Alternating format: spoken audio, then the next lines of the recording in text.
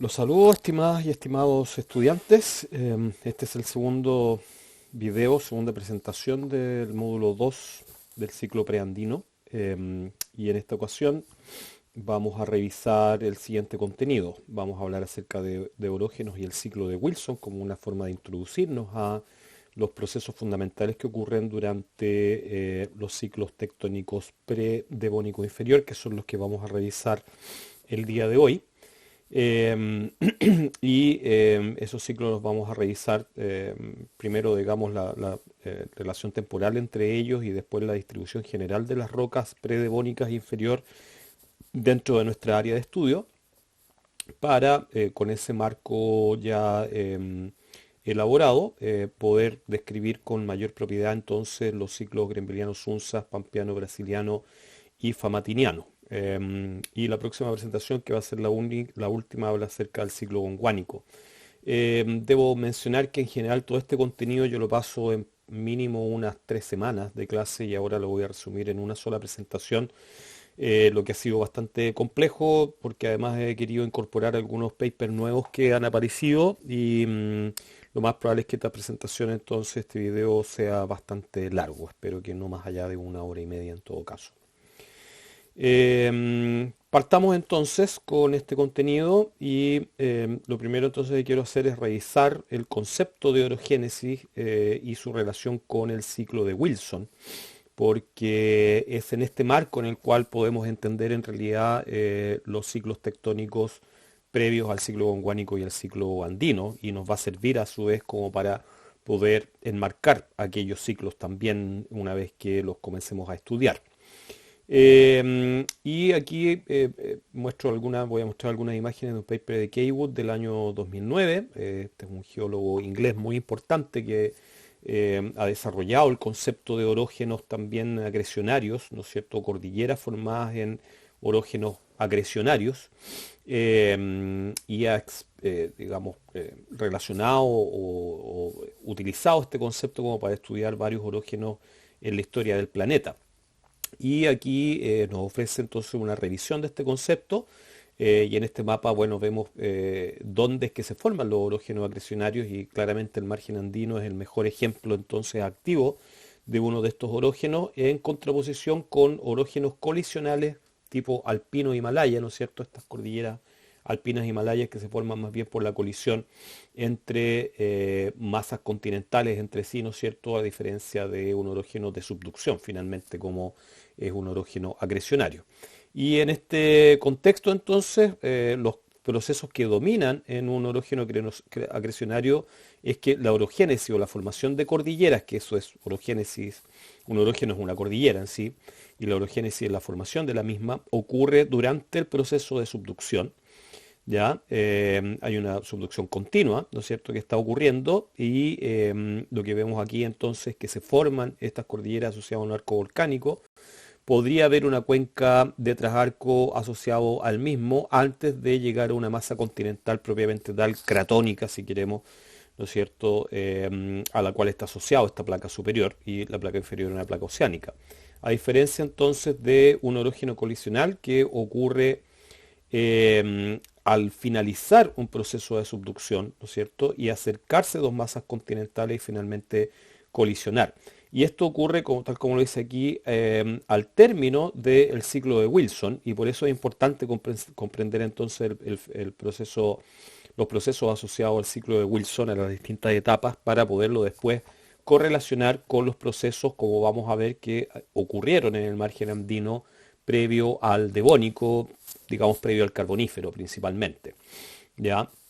Y claro, acá la orogénesis entonces ocurre en la terminación de la subducción, cuando estas dos masas bollantes, flotantes, ¿no es cierto?, continentales, se encuentran una a otra entonces y colisionan. La subducción para, lo más probable es que el slab se delamine, producto, digamos, de este choque y el hecho que no se puede subductar el continente B, entonces se va a cortar el slab acá, y eso va a terminar con la subducción y finalmente con el amalgamiento de estos dos masas continentales.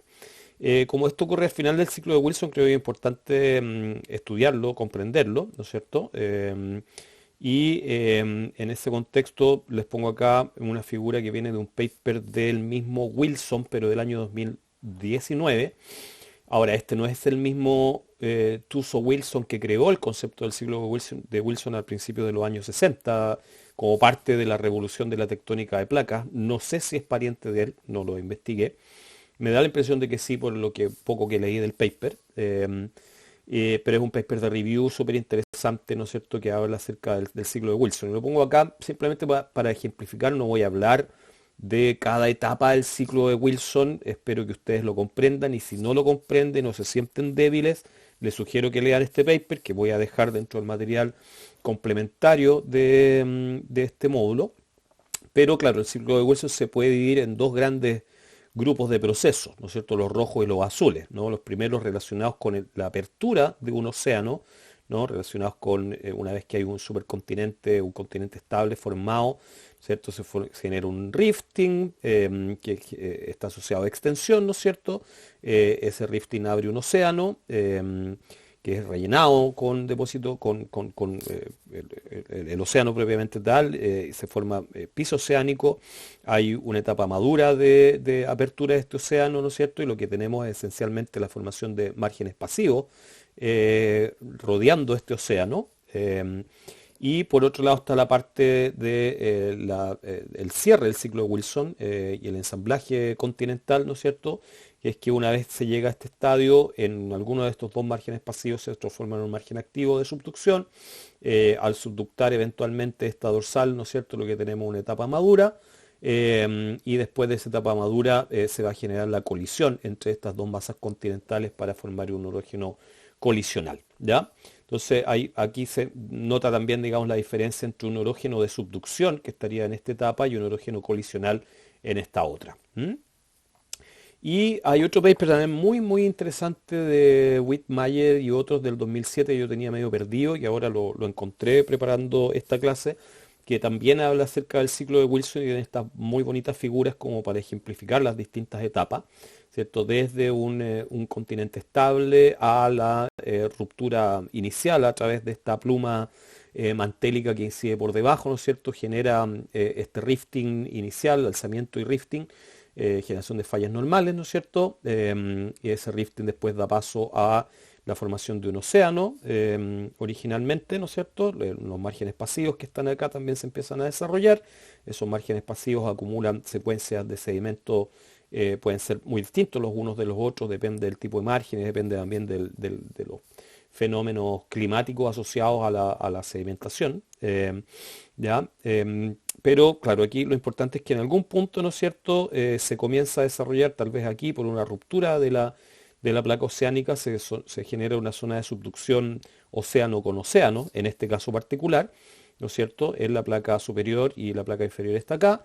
Y después, en etapas posteriores, como vemos, hay la colisión de esa arco de islas que estaba formándose, voy a volver, ¿no es cierto? Se forma un arco de isla bastante complejo, acá está súper descrito, digamos, bien descrito todos los elementos que conforman un arco de isla, ¿cierto? Pero vemos que hay una subducción de esta placa hacia esta otra, por lo tanto en algún momento va a colisionar el arco de isla con la placa continental que está acá, cosa que ocurre en este estadio, ¿no es cierto? Se forma una serie de fenómenos interesantes también que vamos a ver después, están súper relacionados con la evolución andina, se pueden identificar estos fenómenos, ¿no? Está esa colisión y después, digamos, de este proceso de formación de montañas hay un cierto peneplanización.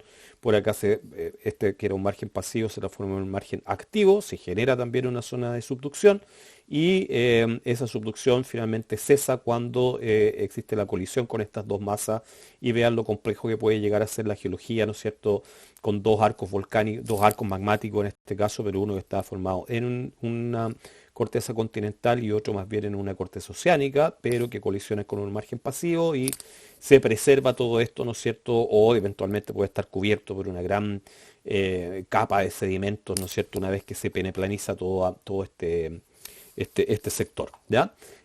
No podemos entrar en ningún detalle ahora, pero realmente este paper es súper interesante en el cómo establece los elementos básicos, ¿no es cierto?, asociados al ciclo de Wilson y cómo en márgenes pasivos y activos, ¿no es cierto?, y cómo como un margen activo. Finalmente, lo que más me interesa, digamos, que ustedes puedan ver es que un margen que primero es pasivo, después se puede transformar en un margen activo de subducción, y esto siempre, la subducción siempre tiene que preceder, ¿no es cierto?, a la colisión con otra masa continental.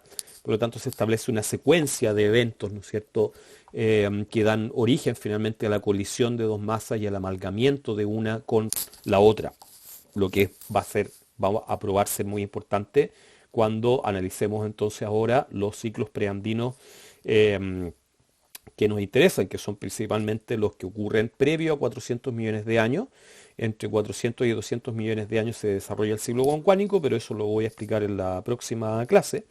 Y previo a 400 millones de años, que 400 coincide más o menos con la parte intermedia del Devónico inferior, ¿ya? El Devónico inferior es la fecha que marca, digamos, estos 400 y marca una evolución, un cambio en la evolución tectónica del margen andino antes y después de ese momento. Previo a los 400 lo que tenemos son tres grandes ciclos. La verdad es que previo a 1200 todavía se podrían identificar otros eventos geológicos, pero es bueno partir, digamos, en los 1200 millones de años para no complicar las cosas demasiado. Y estos ciclos ustedes ya los conocen, son el ciclo Grembiliano-Sunsas, Brasiliano-Pampiano y Famatiniano. Vamos entonces a dedicarnos a comprenderlos, estos tres en algún detalle.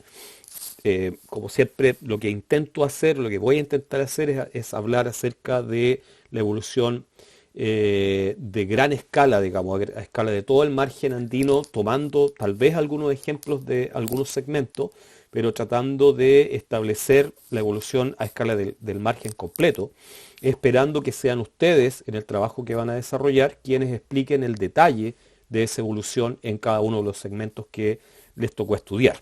¿Ok?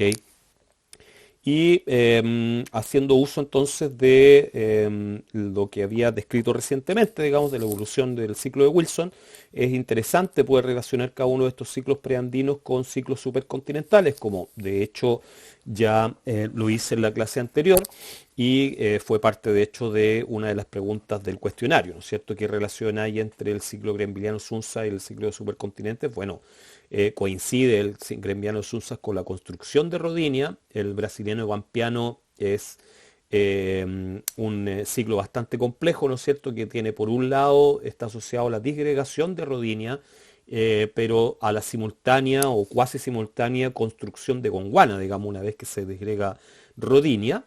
Y finalmente el ciclo fameteniano ocurre durante la construcción final de Gondwana, digamos, y su evolución hacia lo que va a ser Pangea, que se consolida principalmente durante el ciclo gonguánico.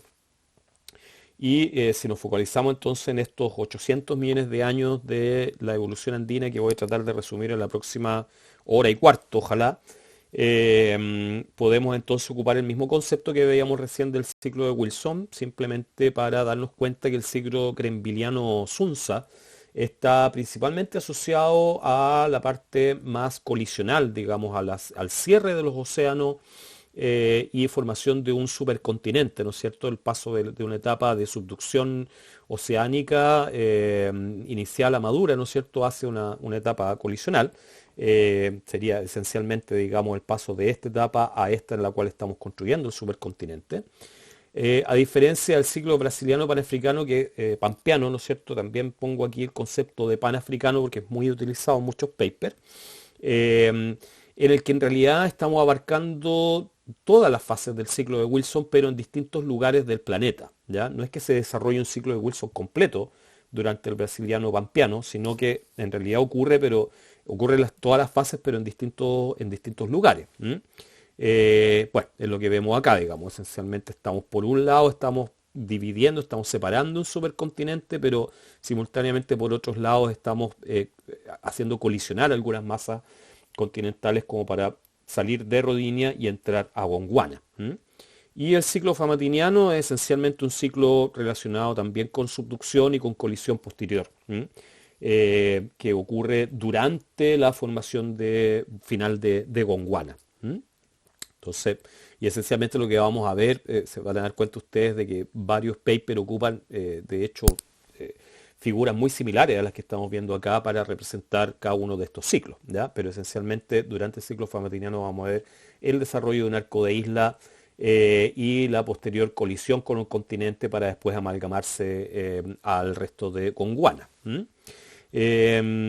Así que bueno, ese es el contexto general entonces, y lo que quiero hacer ahora es más bien rápidamente y como una forma de orientarlos en el trabajo que están haciendo, poder describir dónde es que afloran las rocas predevónicas, ¿no es cierto?, dentro de nuestra área de estudio, para que ustedes lo tengan más claro y se puedan focalizar mejor entonces en el desarrollo de la investigación que están realizando para este módulo. Tomamos entonces el mismo mapa que ya habíamos ocupado en la clase anterior, en la que hemos dividido todas las rocas del preandino en sus distintos tipos de rocas, ¿ya? Eso quiere decir que aquí también hay rocas, también hay polígonos, digamos, relacionados con el ciclo gondwánico, ¿ya? Nos generamos un mapa, podríamos haberlo hecho, pero no nos dio el tiempo para solamente las rocas predevónicas, que hubiera sido bueno y eventualmente ustedes de hecho podrían presentar en sus presentaciones, ¿no es cierto?, separarlo y mostrar solamente las rocas predevónicas y después las rocas gondwánicas, es decir, devónicas a Triásico. Pero aquí están todas juntas, ¿ya? No importa mucho porque voy a hacer acá una descripción un poco detallada y les voy a ir mostrando realmente cuáles son predevónicas y cuáles no lo son dentro de estos polígonos. Y bueno, están los segmentos también, los he alargado hasta acá de manera de poder ocupar este espacio más detalladamente. Y bueno, en el segmento altiplano y se van a dar cuenta ustedes, es decir, una primera cosa, ¿no es cierto? Es claro que estos tres segmentos del norte, ¿no es cierto?, concentran gran cantidad de rocas paleozoicas, digamos, pre-mesozoicas más bien, y definitivamente es mucho más compleja la historia que se cuenta en estos segmentos que la que ocurre hacia el sur. Pero claro, el sur el problema es que tal vez no están expuestas las rocas, pero sí podría haber una historia que hay que contar, ¿ya? Esencialmente también lo que pasa es que de aquí al sur todas estas rocas que son de basamento ígneo metamórfico en realidad son gondwánicas, al igual que la mayoría de las rocas que están expuestas aquí en el macizo norpatagónico. Pero hay algunas rocas, hay algunas pistas, digamos, de la evolución predevónica que también son importantes en estos segmentos y los grupos que están trabajando en ellos van a tener que describirla. Y comenzamos entonces con el segmento altiplano, el del norte. Las rocas intrusivas y metamórficas afloran en varias morfoestructuras. Estos son morfoestructuras como la cordillera de la costa, cordillera de Domeico, cordillera occidental y el altiplano, ¿ya? Que son todas las rocas, en realidad todo lo que está acá, todos estos pequeños puntones de afloramiento, ¿no es cierto?, se ven muy pequeñitos a escala de este mapa, ¿no es cierto?, son fundamentales, pues son ventanas a esas rocas muy antiguas, son todas predevónicas y de hecho muchas de ellas son precámbricas, digamos, son proterozoicas y que están asociadas entonces esencialmente al terreno de Arequipa, que es lo que voy a tratar de hacer todo el tiempo, relacionar el tipo de roca con la morfoestructura y con el terreno al cual están asociados, ¿ya? Por otro lado, las rocas sedimentarias también afloran, claramente, digamos, en este segmento, lo hacen en parte del altiplano, principalmente en la cordillera oriental y en el sistema, en la sierra subandina, y están asociados en nuestro caso a lo que hemos llamado las cuencas paleozoicas, ¿ya? Que por debajo de las mismas, ya sabemos, debiese estar la sutura entre lo que sería el bloque de Arequipa o el terreno de Arequipa y Amazonia o el terreno de Pampia, ¿ya? Pero está todo eso cubierto por esta gran cobertura de roca paleozoica. Después en el segmento Puna, que está acá, también hay una compleja historia expuesta aquí del Paleozoico y del pre-devónico, digamos. Rocas intrusivas a metamórficas afloran en la cordillera de Domeico, principalmente, es decir, las rocas de la cordillera de la costa que están aquí, que son estas que están acá, realmente no son predevónicas, o son muy pocas de ellas, digamos, son de edad predevónica, como rocas propiamente tal, si bien hay cuencas que son un poco posteriores y tienen circones predevónicos, pero la edad de las rocas mismas, digamos, no es devónica de estas rocas que están acá. Esencialmente afloran en la cordillera de Domeico, en parte en la cordillera occidental, algunas también, pero mucho de lo que está aquí en la cordillera de Domeico es principalmente gondwánico también, pero algunas cosas sí son predevónicas. En la Puna, principalmente, es allí donde afloran, algo en el sistema de Santa Bárbara y por supuesto que en las sierras pampeanas en gran cantidad, ¿ya? Estamos entonces hablando esencialmente de los terrenos de Antofalla, en este caso, y también de Pampia, que lo podemos ver en este sector. Rocas volcano-sedimentarias y volcánicas también afloran, muy importantemente en este segmento, ¿no es cierto? Parte de todo este cinturón que está acá son rocas volcano-sedimentarias de edad predevónica, en la Puna y en las sierras pampeanas, ¿no es cierto?, asociados al terreno de Antofalla y también en parte al desarrollo del arco de Famatina, digamos, al terreno de Famatinia. Y rocas sedimentarias también en la Puna, la cordillera oriental, el sistema de Santa Bárbara asociado a estas cuencas paleozoicas inferior. Después el segmento cordillera frontal es el más complejo del área. El grupo que tocó este segmento claramente tiene más trabajo definitivamente que los otros por la cantidad de información que hay, la historia completa que aquí se cuenta. Las rocas intrusivas ametamórficas afloran principalmente en la cordillera frontal y en las sierras pampeanas, que es realmente la localidad tipo de los terrenos de Famatinia, Pampia y Cuyania, ¿no? Estos tres terrenos en realidad se exponen acá en el ámbito de las sierras pampeanas, que es todo este que está acá. Y Chilenia, bueno, también sería un terreno que aparece en esta zona, ¿no es cierto? Es decir, está descrito en esta zona, si bien no existen afloramientos realmente de rocas predevónicas que hablen acerca de un terreno de estas características, que es parte de la discusión que existe, ¿no es cierto? ¿Hay o no hay un tal Chilenia o no? También existen rocas volcanos sedimentarias y volcánicas en las sierras pampeanas asociados a lo que sería el terreno de Famatinia y sedimentarias muy importantemente en la morfoestructura de la precordillera que están asociados también al terreno de Cuyania. Esto entonces, digamos, habiendo tanto terreno, claramente hubo toda una historia compleja, ¿no es cierto?, que es necesario explicar de manera correcta cuando el grupo que le corresponde, digamos, este segmento lo tenga que hacer. Por otro lado, ya entrando al segmento cordillera principal, solamente vemos algunas rocas intrusivas metamórficas, porque todas estas rocas que se ven como sedimentarias en realidad son del ciclo gondwánico. Ellas afloran principalmente en el bloque de San Rafael, que está acá, y en el macizo de Chile de Ubú, que está por acá y que es la extensión más al sur, ¿no es cierto?, de lo que serían tanto los terrenos de Cuyania como de Pampia, donde se exponen rocas entonces predevónicas también. En el segmento cordillera patagónica vemos gran cantidad de rocas pre-mesozoicas, pero muchas de ellas, la gran mayoría, fueron formadas durante el ciclo gondwánico principalmente. Aunque en el macizo norpatagónico, ¿no es cierto?, existen algunas evidencias, sobre todo en esta parte de acá, ya lo vamos a ver, de rocas predevónicas asociadas al terreno de Patagonia Norte. Y hacia el sur, en el segmento austral, ¿no es cierto?, en el macizo del Deseado, también, al igual que en el macizo norpatagónico, existirían algunas evidencias de rocas predevónicas, ¿ya? Aunque definitivamente, sobre todo estos dos segmentos asociados a los terrenos de Patagonia Norte y Sur, tienen muy pocas rocas, digamos, muy poca evidencia de una geología predevónica, ¿ya? Sí hay mucho más para el gondwánico, es decir, carbonífero a triásico, que se ve expuesto en estas rocas que están acá, ¿ya?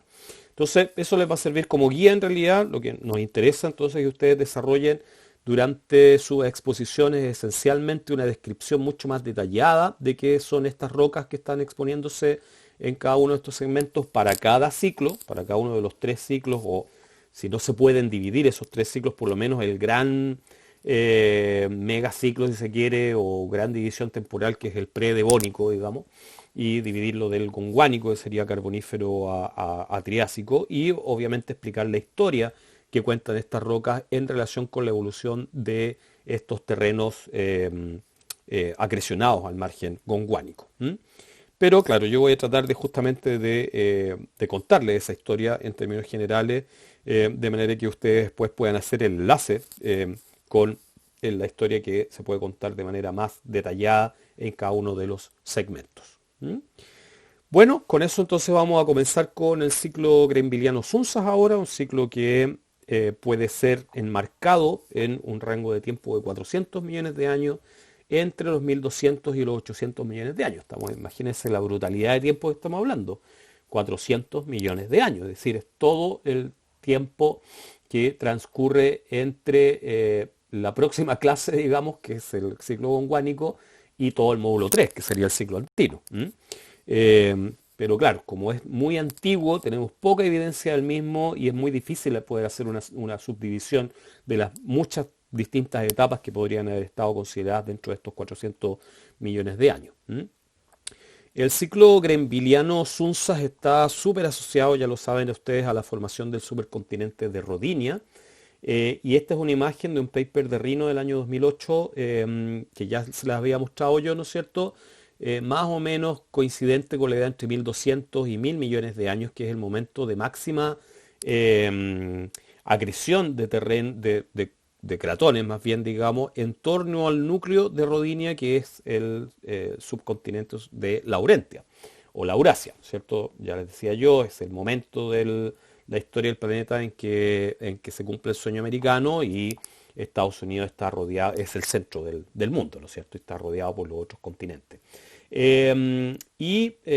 Lo que me interesa, digamos, recalcar ahora es más bien la presencia de estos cinturones grenvilianos, que son cinturones orogénicos, pero de orogenias intracontinentales, más bien orogenias relacionadas esencialmente con la colisión de masas continentales, ¿no es cierto? Que todas están formadas entre 1200 y 1000 millones de años, perdona, que debería ser giga-años, y que dan cuenta entonces de la colisión de estos distintos cratones entre sí y particularmente rodeando a la Eurasia. ¿Ya? Y ven además entonces que todo este supercontinente está a su vez bordeado por una gran zona de subducción y fuera de esa zona de subducción vemos una serie de rayitas rojas acá que son en realidad arcos magmáticos, claro, bien digo, arcos de isla, digamos, intraoceánicos en este caso, todos asociados a zonas de subducción, ¿ya? Y hay cierta nomenclatura acá de G1 a G5, que son grupos de o cratones o grupos de esencialmente todos estos arcos de islas que están acá. Y se explica en este paper cómo ocurre el paso entre la configuración de Rodinia hace 1000 millones de años atrás y la configuración de Gondwana 500 millones de años después de aquello, ¿no? Más o menos coincidente con el fin de lo que sería el ciclo brasiliano-pampeano, ¿cierto? A los 500 millones de años. Y claro, vemos entonces que todos estos cratones, por ejemplo, los cratones están en café, que ya les decía en la clase anterior, representan lo que va a ser después los cratones de Gondwana occidental, ¿no es cierto? Todos esos cratones están distribuidos a lo largo de la sutura con Laurentia, ¿no? Y después, 500 millones de años después, lo que vemos es esencialmente a todos ellos reunidos en lo que sería, bueno, finalmente Sudamérica por acá y África, en Gondwana occidental, y por otro lado también los cratones asociados a Gondwana oriental, que son Antártica, Australia e India, ¿no es cierto? Ya colisionados con Gondwana occidental para formar al gran supercontinente de Gondwana, y Laurentia, Báltica, Siberia y otros cratones, que en este caso son los cratones asociados a China, digamos, el cratón de norte de China y sur de China y otros más, a Valonia y otros terrenos, andan circulando por ahí, ¿no es cierto?, acercándose a Gondwana, pero a veces alejándose, y esto va a seguir así hasta los 300 millones de años, 250 millones de años, cuando se produce la colisión final de todos estos terrenos, más o menos por este sector, para formar Pangea. Interesante este paper, ¿no es cierto? El esquema que vemos acá, del cómo pasamos de Rodinia a Gondwana, ¿cierto? Esencialmente dividiendo Rodinia producto de un rifting. Estas masas continentales, ¿no es cierto?, se separan, quedan como masas aisladas entre sí, con una gran zona de subducción a los 600 millones de años, ojo con esta fecha, porque correspondería más o menos con el final, la parte final de lo que es el ciclo brasiliano pampeano, ¿no es cierto? Se forman arcos de isla y después sigue la rotación de estas masas, ¿no es cierto? Se cierran estas zonas de subducción y colisionan nuevamente, ¿no es cierto?, para formar a Gondwana cercano al límite precámbrico o cámbrico, digamos, al principio de lo que sería el cámbrico. y es ahí donde quedan estos G4, ¿no es cierto?, que son estos arcos magmáticos que estaban acá, pero quedan al interior de una zona intracontinental, entonces, producto de la colisión de estas grandes masas continentales. Voy a volver un poco atrás, porque así pueden ver ustedes, ¿no es cierto?, cómo todos estos arcos volcánicos, estos arcos de islas estaban acá, ¿no es cierto?, después fueron cerrados producto de la actuación, ¿no es cierto?, entre G3 y G5, que se separa por un lado, y G1 y G2 que se separan por otro lado, ¿no es cierto?, cierran esta zona de subducción, quedan atrapados todos estos arcos de isla entre medio, y son todos los que vemos acá entonces como cinturones brasilianos panafricanos de edad 650, 550 millones de años, ¿cierto?, que se habrían formado producto de la colisión de estas grandes masas continentales. Y bueno, esta es una animación que podemos ver también, una animación de del mismo paper de Whitmire que les hablaba anteriormente, que nos va a mostrar un poco la evolución también desde el ensamblaje de Rodinia a su posterior división hasta llegar a lo que sería el ciclo brasiliano-pampeano, ¿ya? Pero acá estamos en los 1100 millones de años, o sea, momentos previos o durante lo que sería la orogenia greenvilliana asociado a la colisión de todas estas masas. Lo que vamos a ver es que Laurentia está acá con harto detalle de sus provincias geológicas, está rodeada por todas las otras masas cratónicas del planeta, y reconozcamos al tiro donde estamos nosotros. Ahí está el cratón del Amazonas, el cratón del Río de la Plata y el cratón del San Francisco, que también conocen ustedes. Y otros cratones son importantes para nosotros, es Kalahari, el cratón del Congo, ¿no es cierto?, que van a formar la parte sur de África, y aquí el cratón de África Occidental, que es la parte norte. Además está Australia y Antártica por acá, y todas estas otras del norte tienen toda una dinámica, pero que nosotros no nos vamos a focalizar en ella. Veamos el video, llegamos, por ejemplo, ahí, perdón, estaríamos en los 1020, mil millones de años, digamos, casi el pic de lo que sería la orogenia greenvilliana, y vemos cómo todas estas masas, bueno, se mantiene fijo en esta animación Laurentia, simplemente como para hacerlo más simple. Vemos como todas estas masas se van acercando a Laurentia. No es que en realidad esté fijo Laurentia también se está moviendo en ese momento, ¿no es cierto? Y no es que haya una atracción hacia él, sino que todas las masas de alguna forma están reuniéndose en un lugar del planeta, ¿no es cierto?, para formar este supercontinente. Ahí estamos en los 1000, todo está estático por este lado, perdón, tengo que volver atrás, todo está relativamente estático por este lado, ya lo voy a correr así mejor, más fácil, ¿ya? Y ahí en los 900 millones de años se establece ya Rodinia. No se muestra acá, pero todas estas zonas azules en realidad ya no son océanos, sino que son más bien cordilleras, son cinturones de rocas deformadas, ¿no es cierto? Muy importante para nosotros es notar cómo Amazonia y Río de la Plata, ¿no es cierto?, están pegaditos a Laurentia en lo que hoy día sería las costas orientales, digamos, la costa este de Estados Unidos y de Canadá, ¿ya? Pero si seguimos avanzando en el tiempo, todavía no pasa nada, pero acá a las 8:20 ya empieza a dividirse, empieza a haber un movimiento importante, ¿no es cierto? Se activa una zona de subducción aquí también, entre todas estas masas, y en los 770, 780 por ahí empieza a haber movimiento también en lo que finalmente va a ser Gondwana occidental, ¿no es cierto? Y ahí vemos que en los 690, 680 ya hay un movimiento súper importante, una traslación entre sí. Todas estas masas a su vez están moviéndose para colisionar entre ellas. Bueno, miren todo lo que pasa en el norte, además, entre Siberia y el cratón del norte de China, pero tanto no nos interesa a nosotros, ¿ya?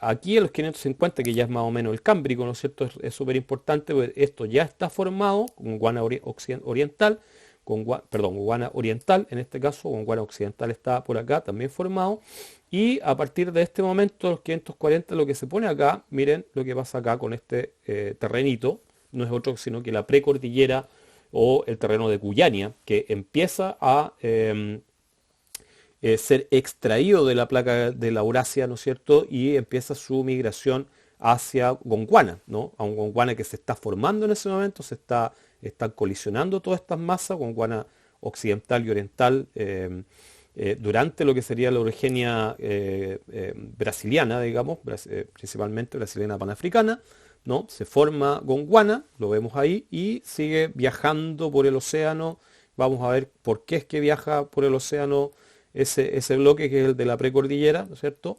Y cuándo es que finalmente termina colisionando por este lado de acá, ¿ya?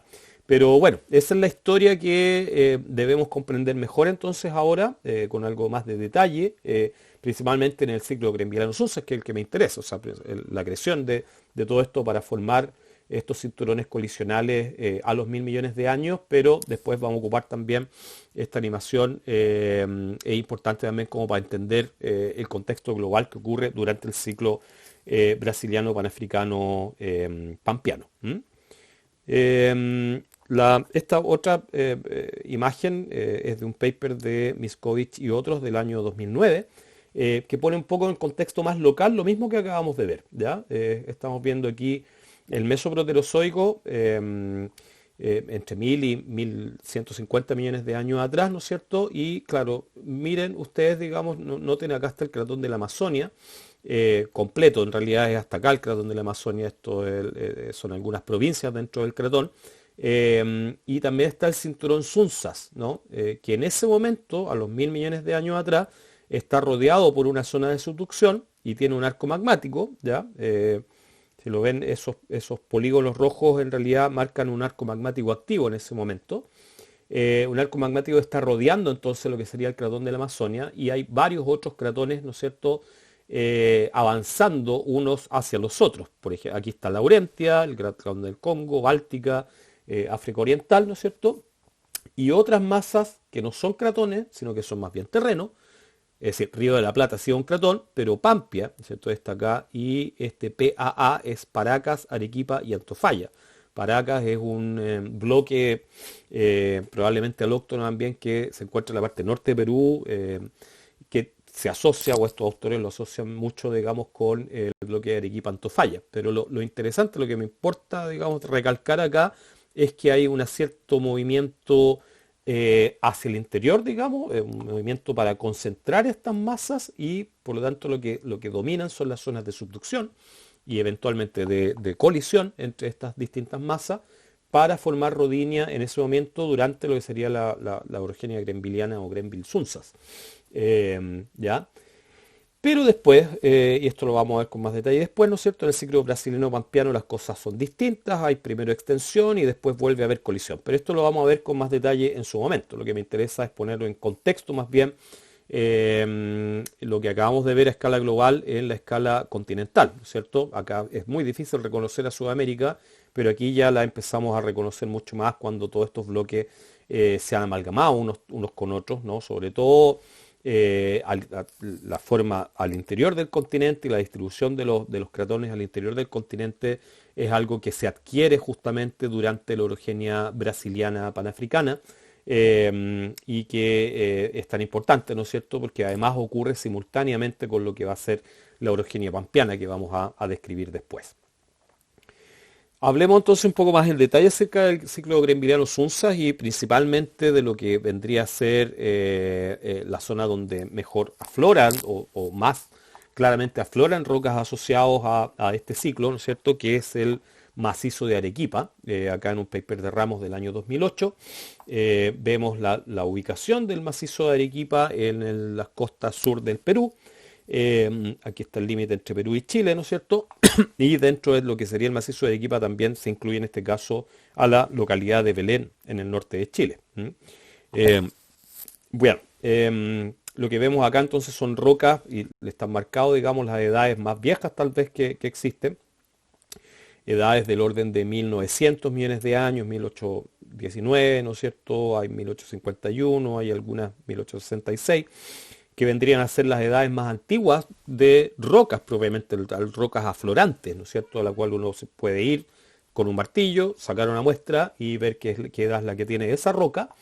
Bueno, esas son las edades más viejas que podemos observar acá, ¿no? Hay otras rocas de edad un poco más joven, de edad grembiliana, de hecho, 990, 1100, 1200, 970, 1050, ¿no es cierto? Entonces, vemos que de hecho hay dos grandes grupos de rocas formadas en torno a los 1.900 millones de años, que corresponden con las edades, si lo recordarán, que existen en el centro del cratón de la Amazonia, y otras edades más bien grembilianas, ¿no? De 1000 millones de años.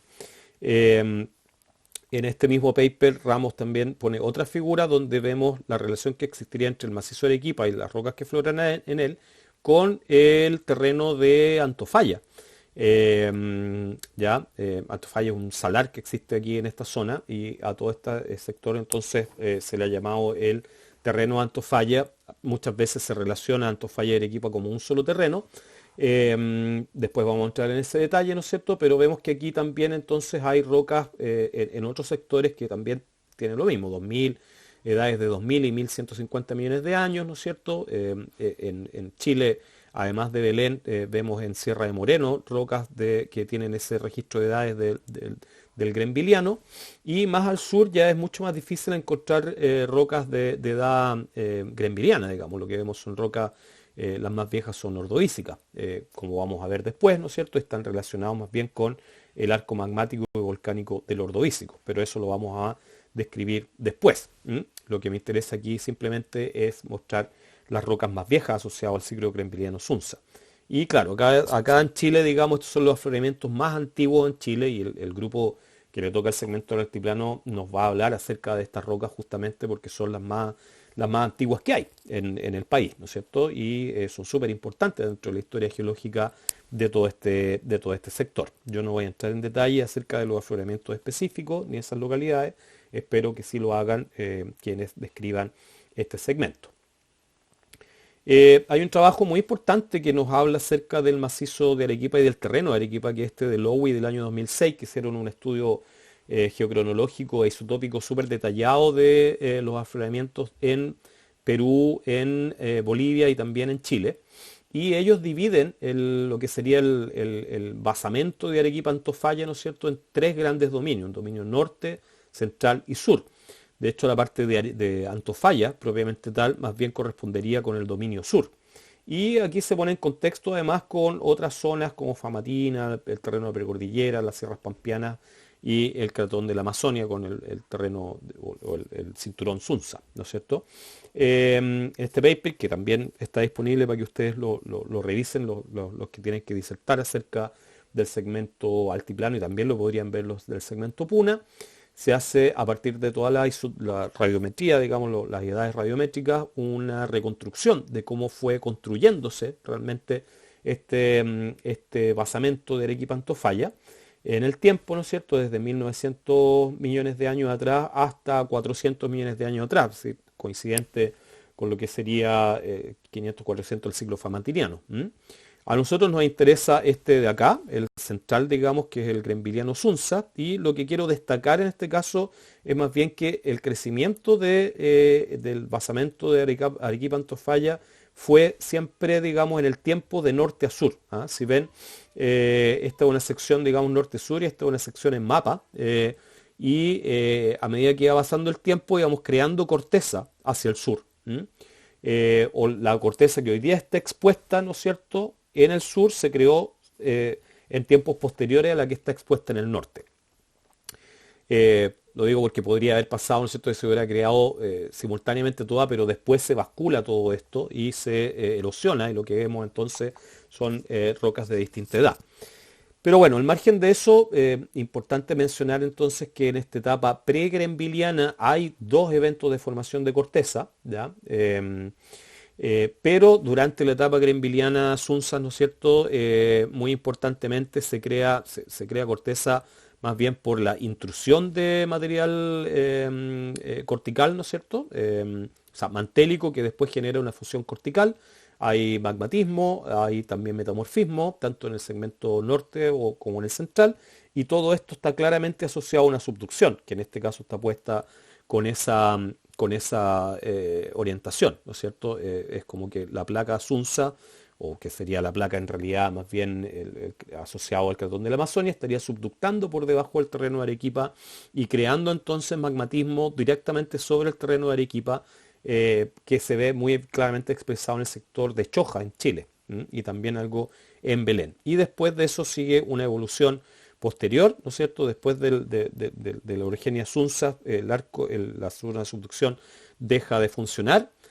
hay más bien extensión, y esa extensión está relacionada de nuevo con creación de magmatismo juvenil principalmente, y posteriormente durante lo que sería la orogenia famatiniana, digamos, una nueva zona de subducción, pero ahora por este otro costado, ¿no es cierto?, generando magmatismo acá y la creación de lo que sería más bien Antofalla durante ese momento. Pero de nuevo recalcar, ¿no es cierto?, que para el ciclo Grembiliano-Sunzas claramente en el macizo de Arequipa está muy bien documentado, digamos, la creación de corteza asociada a un arco magmático en ese momento.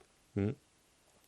Y esto mismo también es después utilizado por Ramos, este es el paper del 2008 de Ramos, perdón por no haberlo puesto en su momento. Es interesante este esquema, ¿no es cierto?, de la paleogeografía mesoproterozoica a los 1000 millones de años. Lo que vemos, si ven, aquí están las costas actuales, en la costa ahí está Lima, ¿no es cierto?, Arica está acá, Antofagasta, etcétera.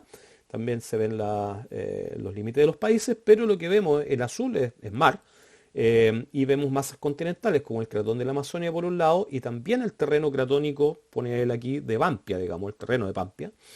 Y por otro lado Laurentia, este gran supercontinente, y entre medio de ellos lo que vemos es al bloque de Arequipa y también de Antofalla, si bien les vuelvo a repetir, en Antofalla, lo que sería Antofalla, la parte sur, digamos, el dominio sur de Lowi para Antofalla, ¿no es cierto?, se formó después, y Arequipa uno lo podría extender entonces como terreno más bien hasta toda esta zona, y lo que vemos es que hay una doble zona de subducción que después es representada de esta manera, ¿no es cierto? Tenemos Amazonia por acá, una zona de subducción con una placa oceánica que está cayendo, asociado a ello entonces un arco magmático, que sería este arco que está acá, pero esta placa que está subductando acá tiene una masa continental y bajo ella está subductando otra placa oceánica, que sería la que está asociada a su vez a Laurentia, y se forma un arco magmático que ya vimos, se ve claramente ese magmatismo en Belén, en Choja también y en otras partes en Perú, la parte peruana, digamos, de lo que sería el macizo de Arequipa.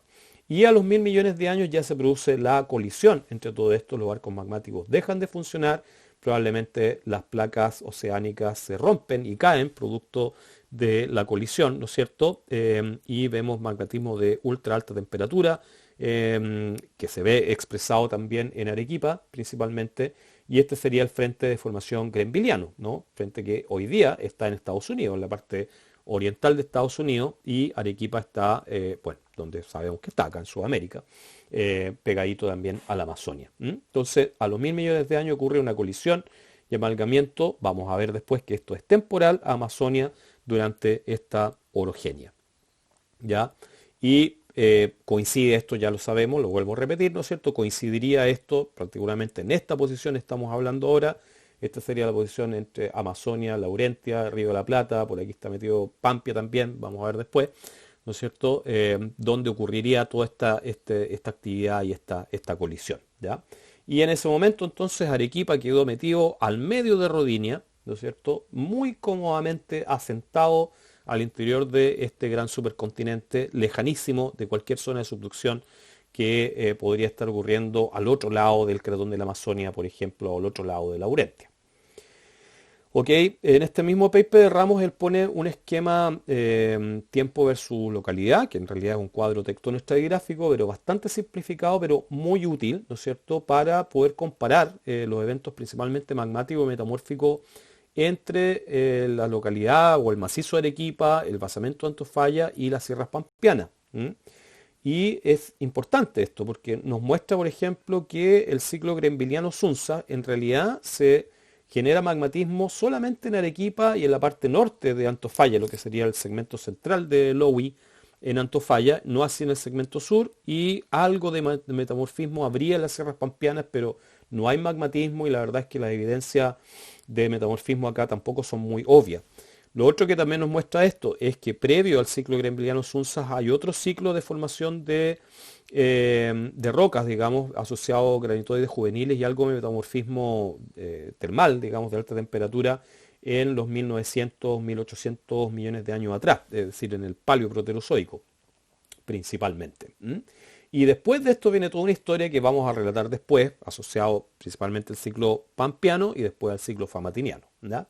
Pero lo que me interesa es que comprendan y que mantengan, digamos, en su mente de que el ciclo Grembiliano-Sunza, donde se expone realmente, es en el macizo de Arequipa y en el bloque, en el terreno de Arequipa, digamos, si es que la parte norte de Antofalla es también parte del terreno de Arequipa, pero no en otros sectores, sobre todo en términos del magmatismo, no en otros sectores del margen andino.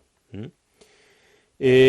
Lo que sí ocurre, y tal como lo dice Ramos también en el paper del 2010, es que en todas partes yo puedo encontrar circones detríticos de edad grembiliana. Ustedes no ven, esto ya se los mostré, no ven realmente las edades acá, pero todos estos pics que están acá en estos histogramas nos muestran, digamos, que hay una concentración muy importante de circones formados en arcos magmáticos de edad grembiliana, de edad 1.000 millones de años, ¿ya?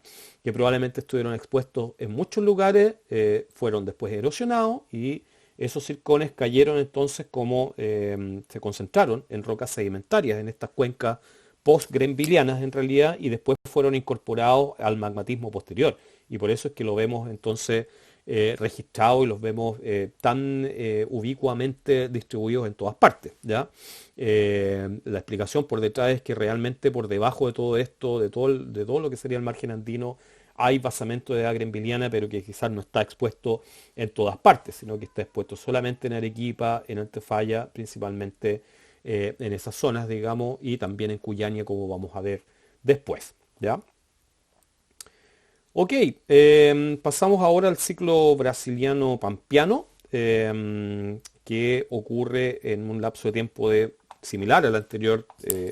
Ahora son 300 millones de años entre los 800 y los 500 millones de años atrás. Ya hablando, digamos, del ciclo grembiliano-Sunza es muy difícil no hablar del brasiliano pampeano, porque la disgregación de Rodinia, formado en el ciclo grembiliano-Sunza, coincide con este ciclo, ¿no es cierto? Es decir, está muy unido con la historia de Rodinia, el ciclo brasiliano-pampeano, pero más bien con la desintegración, no con la conformación de Rodinia, como es el grembiliano-Sunza.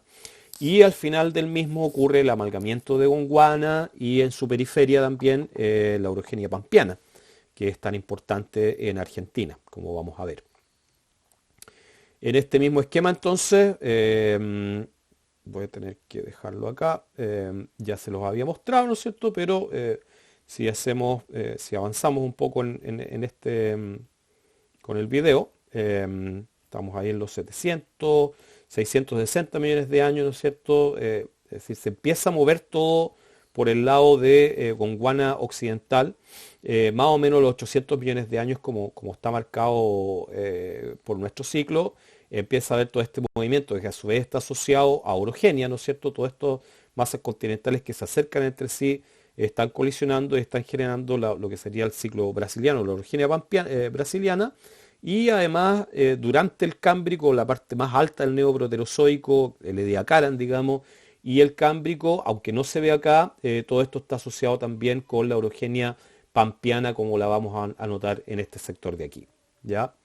Lo mismo entonces nos muestra Miskovich en este esquema un poco más local, y el ciclo brasileño pampeano lo vemos acá entre los 770, 800 millones de años hasta los 500, un poco más abajo, 485 millones de años atrás. ¿Qué cosa me interesa mencionar aquí? Bueno, primero que una vez que se formó Rodinia en este momento, lo que vemos en esta etapa, ¿no es cierto?, es esencialmente la disgregación de ese continente expresado en el caso sudamericano, ¿no es cierto? Vemos extensión, vemos la formación de dorsales oceánicas, que son todas estas que están acá, separando a las masas que habían colisionado previamente, ¿no? Esencialmente en el límite entre lo que sería Gondwana y Laurentia. Al interior de Gondwana se mantienen bien unidos todos estos bloques, ¿no es cierto? Y de hecho colisionan al final durante el Cámbrico, al principio del Cámbrico, perdón, colisiona Gondwana occidental con Gondwana oriental. Y importante entonces mencionar cómo este terreno, que es el terreno de Arequipa Antofalla, digamos, estaba colisionado en ese momento, pero después se separa, se empieza a separar, se empieza a dividir, ¿no es cierto?, junto con el retiro de Laurentia. Entonces también hay un arrastre, por así decirlo, de el terreno de Arequipa Antofalla. Algo similar le pasa también probablemente al terreno de Pampia, según dice este esquema, pero finalmente al final de este periodo Pampia queda agresionado, se genera una zona de subducción, ¿no es cierto?, en este sector donde tenemos un arco magmático activo y ocurre también finalmente la colisión de Arequipa-Antofalla, ahora sí más definitiva, contra el resto de Gondwana, digamos, en este momento. Y por el otro lado vemos al sur este delgadito filo verde, ¿no es cierto?, que no es otro sino que el terreno de Famatinia. Vamos a ver que no es un terreno, sino que más bien es un arco de isla, formado durante esta época y finalmente colisionado también durante la orogenia pampeana, o algo posterior a la orogenia pampeana, ya metidos dentro de lo que sería el ciclo famatiniano, ¿ya? Pero lo importante, ¿no es cierto?, es que durante la orogenia brasiliana pampeana se produce la acreción final de lo que sería el terreno de Arequipa y la configuración de lo que sería el arco pampeano, ¿no es cierto?, que se cierra con la acreción del terreno de Arequipa. Lo vamos a ver con mayor detalle. Antes de eso tengo que presentarles, digamos, y discutir mejor este concepto del orógeno terra australis, que algo hablábamos en la sesión sincrónica, la última sesión sincrónica, ¿no es cierto? Un concepto súper importante creado por este autor, Kaywood, del que ya les hablaba. Y este orógeno terra australis, lo vemos acá a los 530 millones de años, una vez que ya se formó Gondwana completo, está colisionado con Gondwana occidental, con Gondwana oriental, ¿no es cierto? Y a lo largo de toda la costa de Gondwana, las costas sur, digamos, de Gondwana, en coordenadas actuales, suroeste de Gondwana, está rodeándose por una gran zona de subducción y en esa zona de subducción se desarrollan arcos magmáticos y contra esa zona de subducción se empiezan a acrecionar una serie de terrenos, no solamente en el caso de contra, digamos, el cratón de la Amazonia y el Río de la Plata, sino también contra los cratones que forman Gondwana oriental, particularmente en el caso de la Antártica. Hay una serie de terrenos que colisionan, digamos, contra Antártica y también contra Australia durante esta época. Posterior en realidad, digamos, lo que sería el Cámbrico, durante la orogenia pampeana y también la orogenia famatiniana, o el ciclo famatiniano. Vemos también dónde está Laurentia en ese momento. Laurentia está siendo afectado más bien por una zona, una dorsal, ¿no es cierto?, que va a generar gran extensión. Lo que hace esta dorsal es separarlo cada vez más de Gondwana, pero también generar deformación extensional en Laurentia, y vamos a ver que eso es re importante, porque es justamente lo que finalmente termina extrayendo el bloque de Cuyania y precordillera y desplazándolo después hacia Gondwana durante el ciclo famatiniano, como lo vamos a ver después. Entonces este es el famoso orógeno terra australis, y en este mismo paper Kaywood hace algo bien interesante, que es como explicarnos un poco cómo se desarrolla en el tiempo. Vemos acá el tiempo, ¿no es cierto? Vemos los ciclos supercontinentales y la evolución dentro del orógeno terra australis, pero esta a su vez está unida con este esquema, ¿no es cierto?, que nos muestra cómo hasta los 800 millones de años lo que teníamos era un gran supercontinente que es Rodinia, rodeado por océanos, ¿no es cierto? Pero a partir de ese momento empieza a haber rifting, ¿no? Esto que está acá son márgenes pasivos, están en rojo, y con rifting, o sea, con creación, digamos, de extensión, para separar estas grandes masas que serían, por un lado, Gondwana oriental, Gondwana occidental, perdón, Gondwana oriental y Laurentia, el centro. Se empiezan a separar Rodinia en estos distintos sectores, y finalmente Gondwana oriental con Gondwana occidental terminan llegando a los límites de este esquema, que lo deberían pensar en realidad más bien como un cilindro, ¿no es cierto? Y en ese cilindro terminan colisionando finalmente Gondwana oriental con Gondwana occidental, más o menos por ahí en el Cámbrico, asociado a lo que sería la orogenia pampeana en el caso del orógeno terra australis, ¿ya? Este Tao entonces es el terra australis orógeno, orogin, que se desarrolla primero por el lado oriental, pero también en el lado occidental comienza a haber subducción, ¿no es cierto?, importantemente, a medida que cuando se separa al tiro hay subducción y se empieza a generar este orógeno, que es lo que hace que la orogenia pampeana entonces esté tan relacionada, siendo una orogenia, con la división de Rodinia, digamos, y la formación de Gondwana principalmente, ¿ya? Es un esquema interesante, no es tan fácil de entenderlo, tal vez yo no lo expliqué muy bien. Si quieren entenderlo mejor, les sugiero entonces que vean este paper de Kaywood para comprenderlo, ¿ya? Nosotros nos interesa principalmente esta etapa de tiempo ahora, en todo caso, ¿no?, que va desde el quiebre de Rodinia el comienzo esencialmente del rift continental, porque primero digamos, o sea, hay el comienzo de un rift acá, pero no de una deriva continental, ¿no es cierto? Estos son los límites donde hay rift to drift transition, que es la transición entre un rifting y una deriva continental propiamente tal, ¿no es cierto? Y esto a su vez se asocia con el ensamblaje de Gondwana y con la subducción asociado al Tao. ¿Mm? Bien, volvemos al esquema de ramos ahora para ver de nuevo, bueno, cuando se desarrolla esta orogenia brasiliana pampeana, ¿no? Esencialmente el final del Neoproterozoico y durante el Cámbrico, principalmente, y vemos que ella a su vez está muy bien representada, bueno, para qué decir en las sierras pampeanas claramente, también en el basamento de Antofalla, pero no así en Arequipa, ¿ya? Ocurre lo contrario que ocurría para el ciclo Grembiliano-Sunza, que se ve muy bien en el macizo de Arequipa, algo en el bloque de Antofalla, pero no en las sierras pampeanas. Acá se invierte esa relación y en Arequipa no está registrado, simplemente el evento brasiliano pampeano en términos de magmatismo y metamorfismo. Sí hay algo de sedimentación que está ocurriendo, digamos, pero claramente no está afectado por este sistema de subducción. Finalmente tenemos que pensarlo, si hay magmatismo y hay metamorfismo, en realidad está principalmente asociado a subducción, tal como lo pone Ramos acá. ¿Ya? Al comienzo del ciclo pampeano, brasileño pampeano, ¿no es cierto? Ocurren algunos eventos súper importantes. Aquí vemos que hay una cierta discordancia al interior del mismo ciclo pampeano en el área del basamento de Antofalla y que se asocian con esta unidad muy importante que es la formación puncoviscana que vamos a describir ahora. Una formación sedimentaria, ¿no es cierto?, que se deposita en un ambiente extensional y que es súper importante como para describir los fenómenos más localmente, en el caso, ¿no es cierto?, de lo que vemos en la cordillera oriental, principalmente, y en las sierras pampeanas. ¿Mm?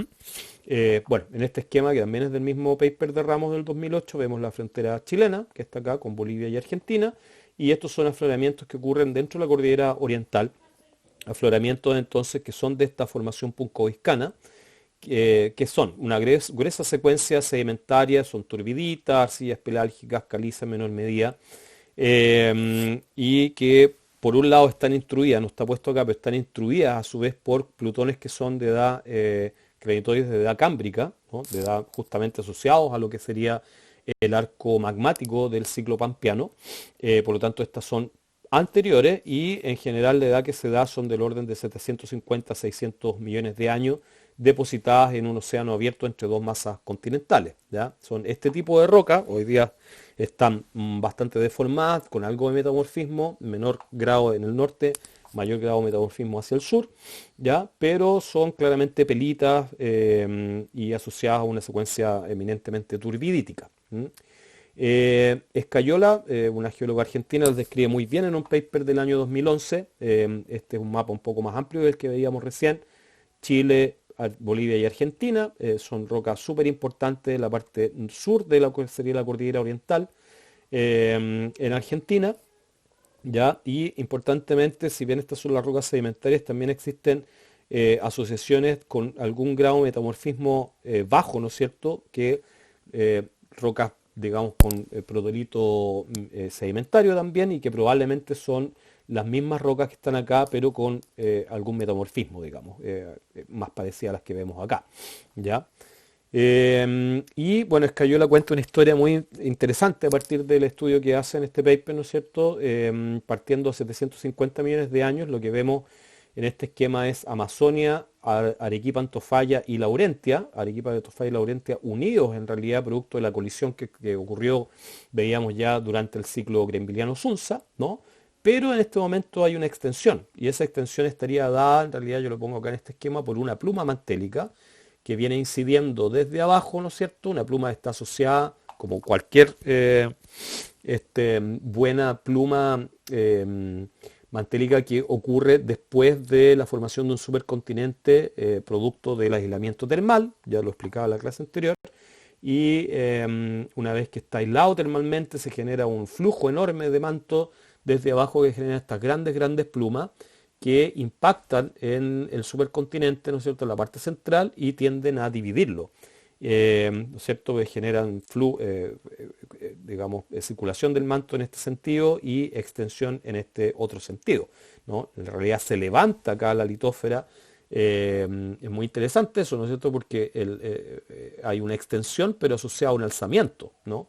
Este alzamiento está dado más bien por un efecto dinámico de esta pluma que viene incidiendo, levanta todo esto, genera una extensión y al generar esa extensión en una etapa posterior, lo que tenemos es ya la separación dentro del ciclo de Wilson, ¿no es cierto?, ya entrando a la etapa de formación de piso oceánico y la formación de un océano, que este sería el océano de Punco Viscana, el océano donde se deposita esta unidad entre Amazonia y Arequipa Antofalla, digamos Arequipa esencialmente, entre los 750 y los 630 millones de años más o menos, pero interesantemente, junto con esto, en esta etapa que no sabemos cuánta extensión hubo, ¿no es cierto?, pero puede haber sido importante, en algún momento se empieza a generar extensión también aquí entre Laurentia y Arequipa, en lo que era la antigua sutura de los dos. Las suturas son zonas debilitadas, son zonas mucho más débiles termomecánicamente que los interiores de estos bloques o de estos continentes, por lo tanto, si hay que extender, va a ser siempre en esas zonas. Y lo más probable, según estos autores, es que en realidad en algún momento hubo un salto de esta pluma, ¿no es cierto? Dejó de actuar en un sector y actuó en otro, esencialmente producto de dinámicas propias del manto profundo, y se empieza a generar entonces la extensión acá, y el bloque de Arequipa que se nos estaba yendo, ¿no es cierto?, se iba a arrancar junto con Laurentia y finalmente podría haber quedado adosado a Nueva York o a Chicago o a Florida, vaya uno a saber. No ocurre eso, sino que empieza a haber una división justamente entre los dos. Se forma lo que se conoce como el océano de Iapetus, entre Laurentia y Gondwana, ¿no es cierto? Y el bloque de Arequipa, este océano se cierra. Dentro de la etapa del ciclo de Wilson, ¿no es cierto?, pasamos de un océano con una dorsal oceánica a tener una zona de subducción y se acreciona nuevamente el bloque de Arequipa simultáneamente con lo que sería la orogenia pampeana, ¿ya? Y efectivamente aquí lo que ocurre es una migración del arco hacia la fosa, un arco que primero se desarrolla muy lejos de la posible fosa y después migra hacia la fosa. Este gap entre el arco y la trinchera se va acortando, ¿no es cierto? Y en esta zona que se genera el prisma de acreción, ¿no es cierto?, vemos todas las rocas de este océano finalmente comprimidas y deformadas durante lo que sería la orogenia pampeana, que termina acrecionando de vuelta a Arequipa con Amazonia o con Río de la Plata, depende de dónde estemos, que están al norte o al sur, y permitiendo entonces mantener lo que hoy día son las costas peruanas y gran parte del antearco peruano y del norte de Chile adosado a Sudamérica, por suerte, para nosotros y para esas rocas que probablemente están más contentas con nosotros que en Estados Unidos, vaya uno a saber. Bueno, eso me da pie como para hablar entonces acerca del arco pampeano y toda la orogenia pampeana, que es en realidad el pic final de todo este proceso, ¿no es cierto?, que comienza en los 800 millones de años con la separación de Rodinia y culmina con la orogenia pampeana en la parte del orógeno Terra Australis, ¿no es cierto?, una vez formado ya Gondwana. Y para eso volvemos al paper de Ramos del año 2010, de Ramos y otros en este caso del año 2010, donde de nuevo vemos un poco el mismo mapa. Chile está acá, Bolivia y el noroeste de Argentina, que es realmente donde afloran principalmente todas estas rocas. Vemos un montón de colores acá, pero es importante hacer la división, lo amplío un poco para que se vea mejor, ¿no es cierto?, la división por unidades que ya conocemos, que ya les he mencionado, ¿no es cierto? Por un lado están todas estas rocas que son de rocas metasedimentarias del Neoproterozoico al Cámbrico de grado medio alto, algunas de ellas, sobre todo en la parte sur, o medio abajo, que realmente ya es la formación puncoviscana propiamente tal, la que está acá, ¿ya? Pero es ella o sus símiles metamorfizados en grado medio alto más hacia el sur, pero son esencialmente las mismas rocas formadas en este océano, ¿no es cierto?, durante el Ediacaran, principalmente. Perdón, en este mapa además se ve el terreno de Laurentia, digamos, o de Cuyania, perdón, pero no voy a hablar de eso todavía, solamente me voy a concentrar en lo que aflora, en lo que sería el terreno de Pampia, ¿ya? Que vemos entonces es, por un lado, la formación puncoviscana, no es basamento, sino que son rocas sedimentarias, a metasedimentaria. Por otro lado, muy importantemente, el arco de subducción del ciclo pampeano, de 540 a 510 millones de años, ¿no? Se ven plutones aquí y algunos por acá que no se notan, pero que les voy a mostrar en otra imagen después. Y después viene todas las rocas asociadas al ciclo famatiniano y después al ciclo gunguánico, de las cuales no voy a hablar, pero que principalmente se ubican ya más en la parte occidental, perdón, de todo este sector. ¿Mm? En este paper de Weinberg del año 2018, Weinberg y otros, un review también acerca de los orógenos paleozoicos en Argentina, digamos. Y está buena la figura también, es más o menos el mismo mapa, pero es la topografía. Y sobre ella se han marcado entonces los límites esencialmente de lo que después vemos acá representado de manera más esquemática, ¿no es cierto? Por un lado, el arco magmático del ciclo pampeano, que de nuevo lo vemos en la Sierra de Córdoba, claramente, aquí frente a Santiago del Estero, y algunos plutones que son los que instruyen a lo que sería la formación puncoviscana en la cordillera oriental, ya más hacia el norte, ¿no es cierto? Entonces uno puede trazar realmente por dónde iba el arco pampeano y la extensión que tiene no es mucho mayor a esta, no hay más afloramiento importante, ¿no es cierto?, más al norte. Recuerden que el ciclo pampeano se ve hasta lo que sería el dominio de Antofalla, pero en Arequipa no hay nada de eso, y hacia el sur algunas cosas aparecen, se las voy a mostrar después. ¿Ya? Pero asociado al arco también lo que vemos es el prisma acrecionario, es un sistema de arco con prisma acrecionario muy similar a lo que sería el margen chileno actual, digamos. Y hacia el oeste de toda esta zona vemos el otro gran orógeno, digamos, el otro gran ciclo, que es el ciclo famatiniano, donde está el arco magmático del famatiniano, el trazarco famatiniano, del cual también vamos a hablar después, y más hacia el oeste vemos después entonces el sector de lo que sería las sierras pampeanas occidentales, donde aflora el terreno de Guyania, que en realidad aquí se pone como el terreno de Mara, ya les voy a hablar de él también, que es parte también de la historia fametiniana, no la vamos a hablar ahora. Lo importante entonces es la extensión que tiene el arco magmático del ciclo pampeano, el arco formado durante la subducción pampeana, que la podemos ver reconocida en todo este sector que está acá. Más al sur también afloran rocas de edad pampeana. Se ven acá en este paper de Rapalini y otros del 2013, lo que vemos son una serie de edades, principalmente de circones, algunos de ellos magmáticos, otros metamórficos, en torno a lo que sería el ciclo pampeano de 510, 550, digamos 40, 510 millones de años.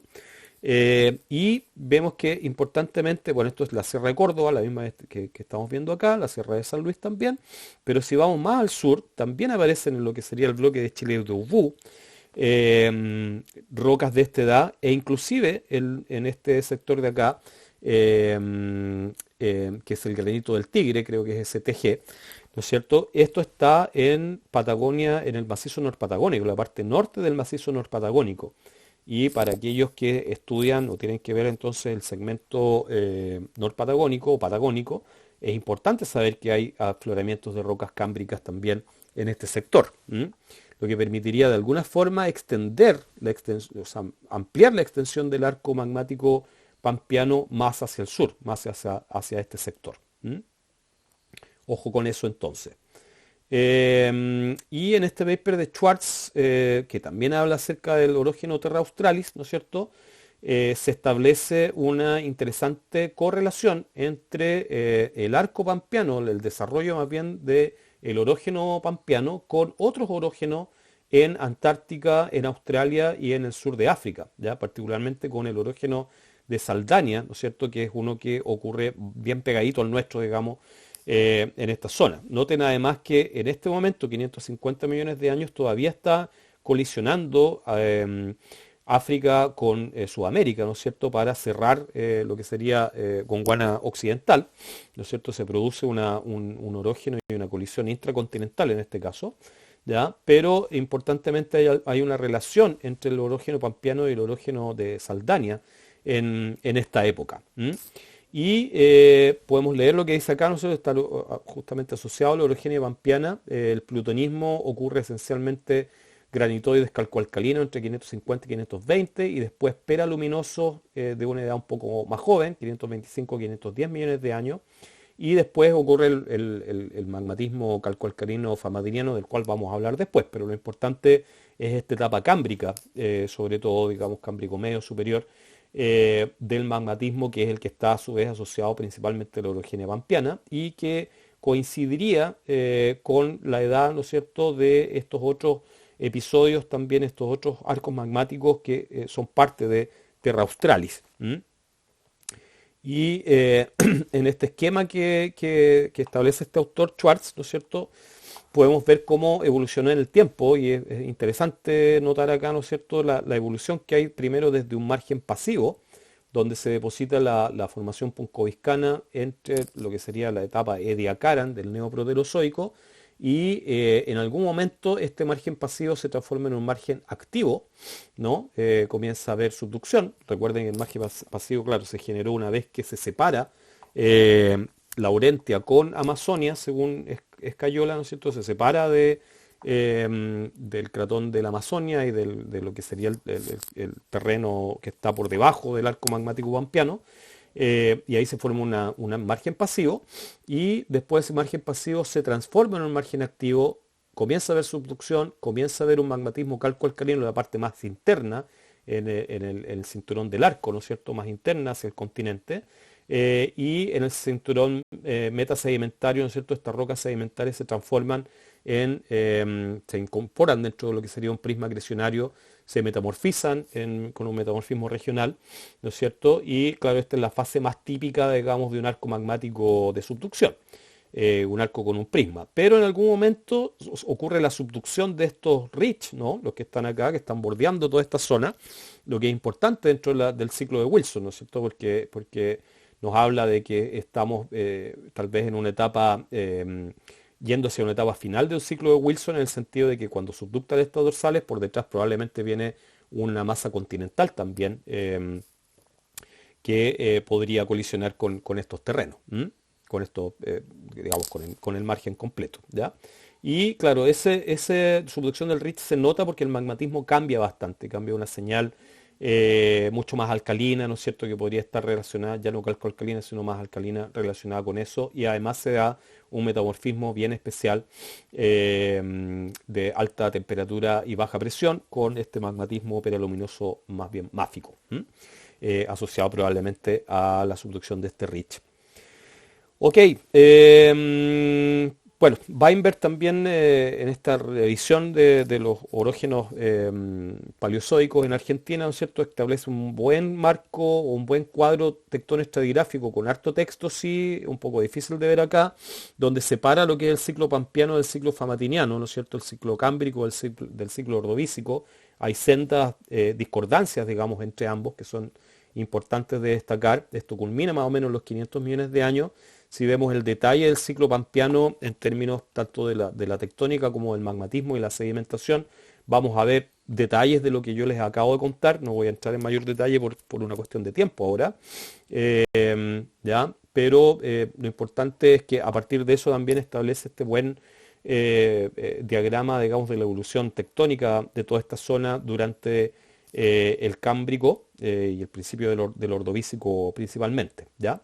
Entonces la orogenia pampeana es visualizada en realidad dentro de un contexto de subducción de bastante bajo ángulo, ¿no es cierto?, contra lo que sería el margen continental pasivo dejado contra el cratón del Río de la Plata, ¿no es cierto? Todas estas serían rocas sedimentarias formadas previamente en un margen hiperextendido, un margen continental pasivo hiperextendido, donde sobre ello se depositaría, digamos, la formación puncoviscana también, al generarse esta extensión asociada al rifting que separó Laurentia de Gondwana, o de Proto-Gondwana en ese momento. Y cuando se comienza a producir la subducción, ¿no es cierto?, esa subducción es en general de bajo ángulo, genera un magmatismo bastante lejano a la fosa, sin mayor deformación de todas estas capas en ese momento, ¿ya? Después, durante ya entre los 530 y los 500 millones de años, cuando se desarrolla realmente la orogenia pampeana propiamente tal, esta estaría asociada más bien a la subducción o al amalgamiento de un bloque que estos autores llaman Mara, que no lo llaman ellos en realidad, vamos a ver que son otros autores los que definen el bloque de Mara, pero que sería en realidad parte del macizo de Arequipa, ¿ya? Esencialmente, para lo que ustedes conocen hasta este momento, lo que les he hablado es esencialmente el bloque de Arequipa. ¿M? Y la colisión entonces genera, según estos autores, una tendencia, o previo a la colisión, a más bien un empinamiento de la losa, una mayor compresión, hay entonces deformación de esta zona que pasa de ser un sector de antearco, ahora se transforma en un sector de antepaís, porque hay mucha deformación compresiva, convergencia al oeste, ¿no es cierto?, que genera cuencas de antepaís sobre el bloque de Mara. Hay gran compresión acá y formación entonces de anatexia cortical, ¿no? Lo que se ve es que la corteza se funde, producto de que también al haber una invasión de la astenósfera aumenta el gradiente termal, todo esto se debilita, se funde, se deforma y esto es lo que llamaríamos entonces la orogenia pampeana, vista desde este esquema. ¿Mm? ¿Qué es entonces ese bloque de Mara? Bueno, el bloque de Mara es algo que definió Casquets y otros el año 2012. Y es un bloque, como lo ven acá en este mapa, ¿no es cierto?, en el que participarían tanto el macizo de Arequipa como el cratón del río Apa y otros bloques de edad paleoproterozoico a mesoproterozoico que afloran en las sierras pampeanas occidentales, ¿ya? Como el bloque de Mas, la misma sierra de Piedepalo podría ser parte, aunque otros, digamos, estos mismos autores las sacan de acá y dejan el bloque de Mara en general más bien cerrado en esta zona, ¿ya? Y ese bloque de Mara sería el que habría colisionado, según estos autores también, contra el cratón del Río de la Plata y el cratón de la Amazonia, ¿no es cierto?, durante la orogenia pampeana. En el esquema que vemos acá, entonces, entre 570 y 540 millones de años, similar a lo que veíamos mostrado en Escayola, ¿no? Hay la formación de un océano, que ahí se llama el océano de Climenia, que en realidad es el océano que también se expande hacia el interior del continente. Y interesantemente, noten acá, ¿no es cierto?, según estos autores, y según el mismo Casquet y otros, pero del año 2018, un paper de review más reciente, lo que vemos en esta etapa de tiempo entonces es más bien que el desarrollo, digamos, hay un desarrollo de un margen pasivo, ¿no es cierto?, de Gondwana, por un lado Gondwana y por otro lado Laurentia, o el bloque de Mara, ¿no es cierto?, pero contra el cratón del Kalahari, en África, digamos. Este K de acá es el cratón del Kalahari, lo vemos que ha sido colisionado, digamos, contra el cratón del Río de la Plata, si bien hay algún movimiento transcurrente en ese sentido, pero es más bien un sistema orogénico, ¿no? Colisión orogénica en ese caso, y este a su vez también está colisionando contra Antártica para formar finalmente Gondwana Oriental, o más bien la colisión entre Gondwana Occidental y Gondwana Oriental. Pero interesantemente, hacia la parte externa de todo este sistema, ¿no es cierto?, tenemos una gran cuenca de margen pasivo que sería la cuenca de Puncoviscana y Saldania. Estos son dorsales oceánicas, ¿no es cierto?, que están separando a Mara y Laurentia del resto de Gondwana en ese momento, al final de ese momento, pero comienza a haber en algún punto, bueno, perdón, claro, en algún punto comienza a haber una subducción, ¿no? Se transforma en un margen pasivo a un margen activo, ¿ya? Que es lo que vemos acá, en este momento, ¿no es cierto? 540, 530, y más o menos coincide con esta época, se genera un arco magmático, digamos, sobre estos sedimentos que habían sido depositados hacia el contorno de lo que era Gondwana formándose en ese momento, ¿no es cierto? Se forma un arco magmático. Y por otro lado, el bloque, o sea, Mara y Laurentia se empiezan a acercar, pero si lo vemos en este esquema, ¿no es cierto? En realidad lo que ocurre es que se separa Laurentia de Mara, lo que sería el macizo de Arequipa, ¿no es cierto? Y se forma el océano Yapetus, y este bloque entonces es el que se comienza a mover hacia acá para finalmente terminar colisionando de forma oblicua. Si lo ven acá, en este momento ya Kalahari y Río de la Plata están juntos, que es lo que vemos en este esquema, ¿no es cierto? Pero hay una cierta transcurrencia importante que se viene proyectando desde 570 millones de años. Sigue ocurriendo transcurrencia porque si se fijan, los movimientos relativos de estos dos continentes con respecto a este margen, ¿no es cierto?, tienen una convergencia muy oblicua. Eso va generando entonces transcurrencias súper importantes, y lo que hoy día es entonces el sector de Pampia, digamos, o del arco pampeano, ¿no es cierto? Primero se habría formado más bien frente a Kalahari, pero después es desplazado y es llevado a el cratón del Río de la Plata, ya que en Kalahari no queda nada. Y esto ocurriría principalmente ya en toda la traslación una vez que colisiona el bloque de Mara con Río de la Plata y Kalahari, ¿no es cierto? Y se acreciona finalmente aquí al final de la orogenia pampeana. Bueno, eso en respecto entonces a la orogenia brasiliana pampeana. No tengo tiempo realmente como para hacer resúmenes o estar volviendo atrás. Voy a seguir entonces ahora con el último ciclo, que es el ciclo famatiniano, entre 500 y 400 millones de años. Ya llevo 1 hora 24 minutos hablando. Espero, no sé, hablar unos 20 minutos más, no más que eso, ojalá. En este mismo esquema de Miskovich y otros del año 2009, vemos ahora ya entonces la orogenia pampeana completamente, en un rango temporal que va entre 480 a 420 millones de años. ¿Ya? La orogenia pampeana, o el lapso en general podríamos describirlo entre 500 y 400, pero más específicamente podría andar por ahí.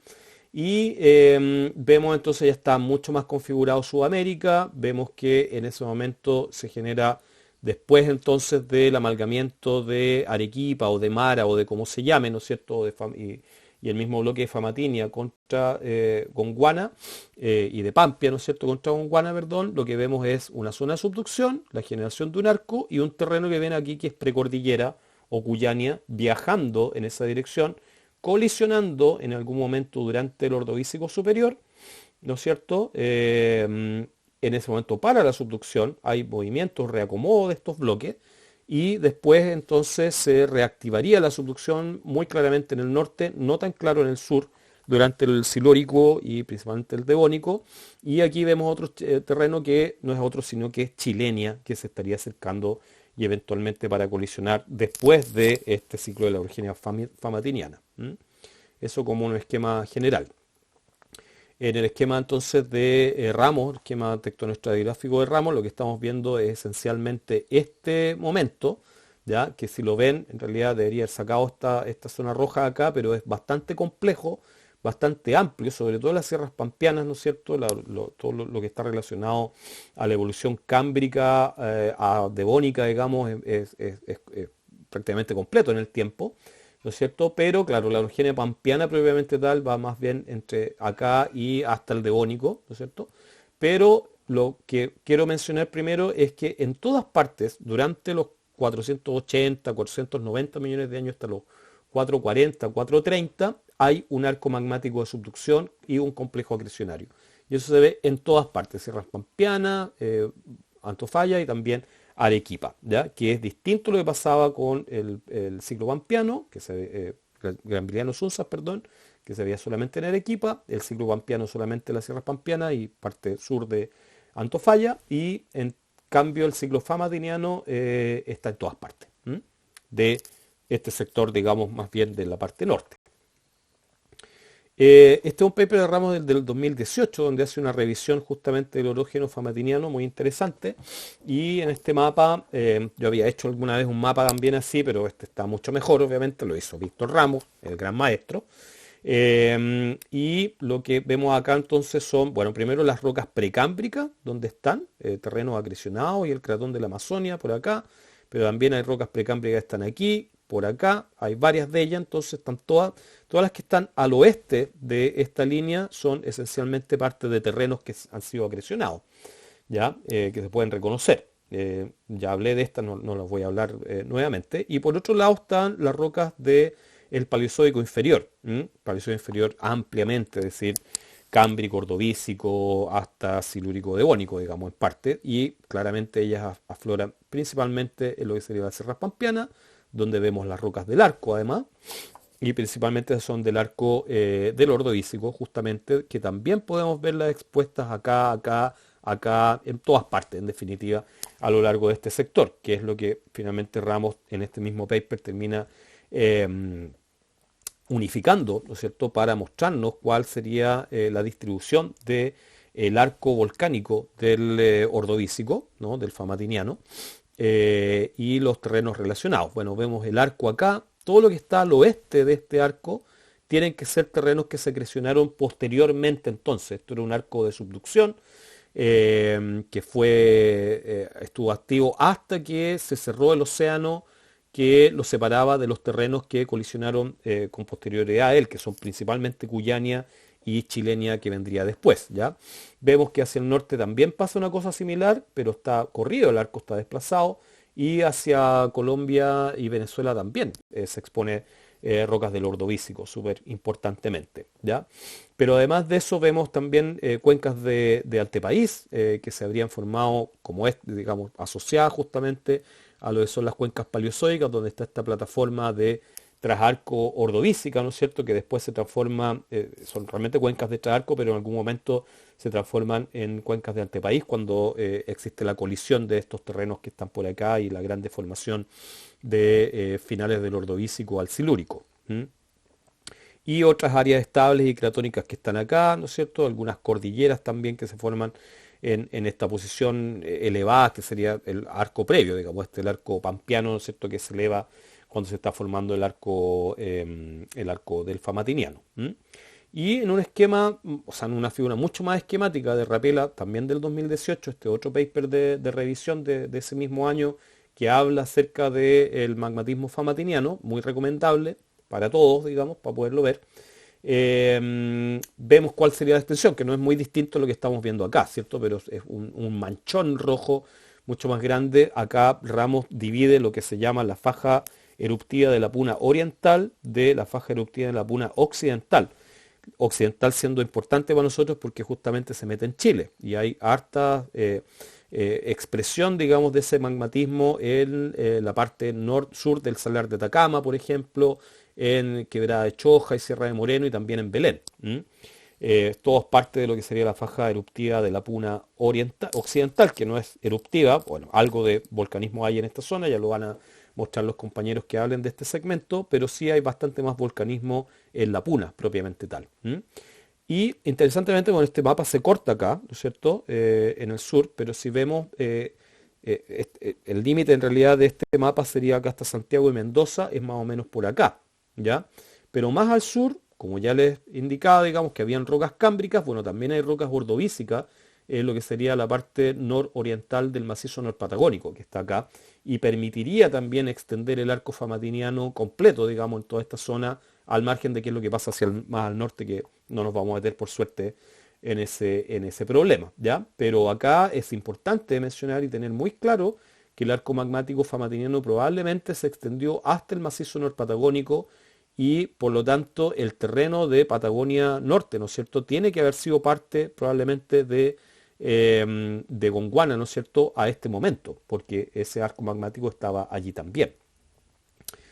Bueno, este paper de Rapela lo recomiendo mucho, digamos, está muy bueno esta revisión, hace un diagrama muy claro también de la distribución de las rocas del arco famatiniano en este sector de las sierras pampeanas.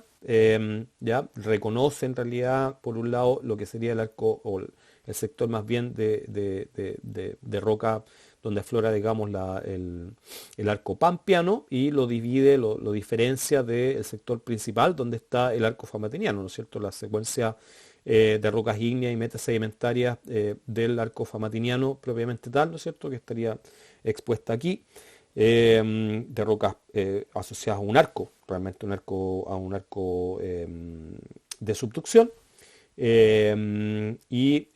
Lo separa también bueno, o sea, hace una separación de los distintos dominios que son después explicados en el paper y hay un esquema también de la evolución que es muy detallado de este arco famatiniano y también de la depositación sedimentaria al cual podría estar asociado, ¿ya? Lo importante realmente es esencialmente dónde están las rocas de arco porque siempre, una vez que uno localiza el arco, puedes localizar tanto el antearco como el trasarco y entender mejor de qué se trata todo esto, ¿ya? Pero, claro, hay todo un sector central donde está el arco previamente tal y también se expone muy claramente en toda esta zona el trasarco, ¿ya? Con rocas muy distintas, con rocas basálticas, máficas, digamos, típicas de un trasarco comparado con un arco calco-alcalino que está acá. Y en este mismo paper, como les decía, también se muestran datos que en realidad salen en otro paper, y uno de Pankhurst bastante más viejo, donde están los datos originales, pero nos muestra estas distintas áreas acá, tanto en la parte norte del río Colorado, como al sur del mismo, asociado al macizo norpatagónico, en un sector muy pequeñito, que está acá, en la Sierra Grande, digamos, que hay que hacer un zoom para poder ver ahí entonces los intrusivos y granitos ordovícicos, ¿cierto? Son afloramientos muy pequeños, intruyendo a algunas unidades que son, como el jabulito, que son cámbricas, y están siendo instruidas por los intrusivos ordovícicos, muy parecido a lo que pasa acá entonces también con las rocas cámbricas del grupo mesón, que son posteriores, están cubriendo a la formación puncoviscana y después son instruidas por los intrusivos del ordovícico. Entonces, importante porque esto permite extender hacia el sur realmente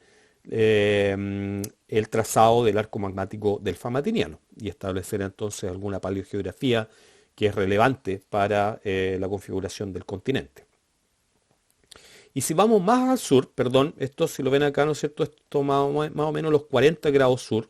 Desde aquí hacia el sur sale el segmento Patagonia, el norpatagónico, digamos, y el segmento austral. Y si uno quiere buscar rocas realmente más antiguas, más al sur, podemos ver estos papers de Hervé del 2013 y del 2007, para ver las edades de los complejos metamórficos en Patagonia y en el segmento austral. Y realmente en todo este mapa que está acá no hay ninguna edad que sea menor a 400 millones de años, son todas más jóvenes que 400 millones de años. Y lo mismo pasa acá, en este otro que va inclusive más al sur. Las únicas edades que son similares, digamos, son edades ordovícicas o un poco inclusive edades cámbricas que hay acá. En realidad son edades de cristalización de uranio y plomo en rocas ígneas y en circones, ¿no es cierto? Están incorporados en complejos metamórficos de desarrollo posterior, por lo tanto son relictos más bien de una corteza que se podría haber formado asociada a los arcos tanto cámbricos como ordovícicos, ¿no? Pero que después son erosionados, transportados quizás grandes distancias e incorporados en rocas metamórficas que se formaron más bien durante el ciclo gondwánico o posteriores. Entonces, hacia el sur, de verdad, digamos, del arco famatiniano no hay nada. Y Weinberg, si volvemos, digamos, a lo que él nos muestra, vemos acá directamente el esquema que elabora, digamos, para explicar el ciclo famatiniano, ¿no? Donde es similar al que veíamos recién, si pueden volver atrás o ver el mismo paper, y van a ver, ¿no es cierto?, que previo a esto había ocurrido la colisión de Mara, lo que les había mostrado, y por detrás de Mara, claro, queda un margen pasivo, ¿no? Y ese margen pasivo en algún momento se transforma en un margen activo y vuelve a haber entonces subducción y vuelve a haber, por lo tanto, magmatismo. Ese magmatismo ocurre más bien en lo que sería un arco de isla, como lo ven acá, separado del continente por estas cuencas marinas ordovícicas, ¿no es cierto?, donde hay extensión, donde hay formación de turbiditas que caen hacia un mar relativamente profundo y donde hay también anatexis cortical porque hay una astenósfera que viene subiendo y viene generando mucha fusión, digamos, tanto de la corteza, pero también la inclusión de magmatismo juvenil en la base de esta cuenca. Esto entre los más o menos 460 y 500 millones de años y después, entonces, al principio de lo que sería el ciclo famatiniano, pero vean que ya viene cabalgando sobre esta placa el terreno de precordillera, que sería Cuyania, ¿no? Cuyania y precordillera es más o menos el mismo nombre, algunos le llaman precordillera, otros Cuyania. Vamos a ver después en realidad por qué la diferencia. Y precordillera o Cuyania, como aquí está puesto ambos, ¿no es cierto?, se acreciona a el margen gondwánico entre 460 y 440 millones de años, ¿no? Es lo que, importante este nombre, la gente llama la fase oclógica, ¿ya? Que como que oclosiona, digamos, cierra finalmente, ¿no es cierto?, el arco magmático famatiniano, se extingue en ese momento porque se produce esta colisión, se adosa el terreno de Arequipa, de precordillera, a Mara, y este ya está a su vez adosado a todo este sector deformado, digamos, de roca, de lo que era el margen pasivo del Río de la Plata, donde se desarrolló tanto la orogenia pampeana como la orogenia famatiniana, y al colisionar se corta el slab, se acaba el magmatismo y entramos a otro ciclo o subciclo de Wilson si lo quieren, ¿no? Recuerden, siempre que colisiona un terreno que viene, como este caso, como venía Mara, ¿no es cierto? Venían adosados a una placa oceánica, cuando colisionan se corta esto y esos terrenos dejan por detrás, hacia el océano abierto, lo que dejan es un margen pasivo, ¿no? Y ese margen pasivo en algún momento tiene que transformarse en un margen activo para que vuelva a haber subducción, ¿m? Que vamos a ver que eso ocurre, bueno, ya dentro del ciclo gonguánico.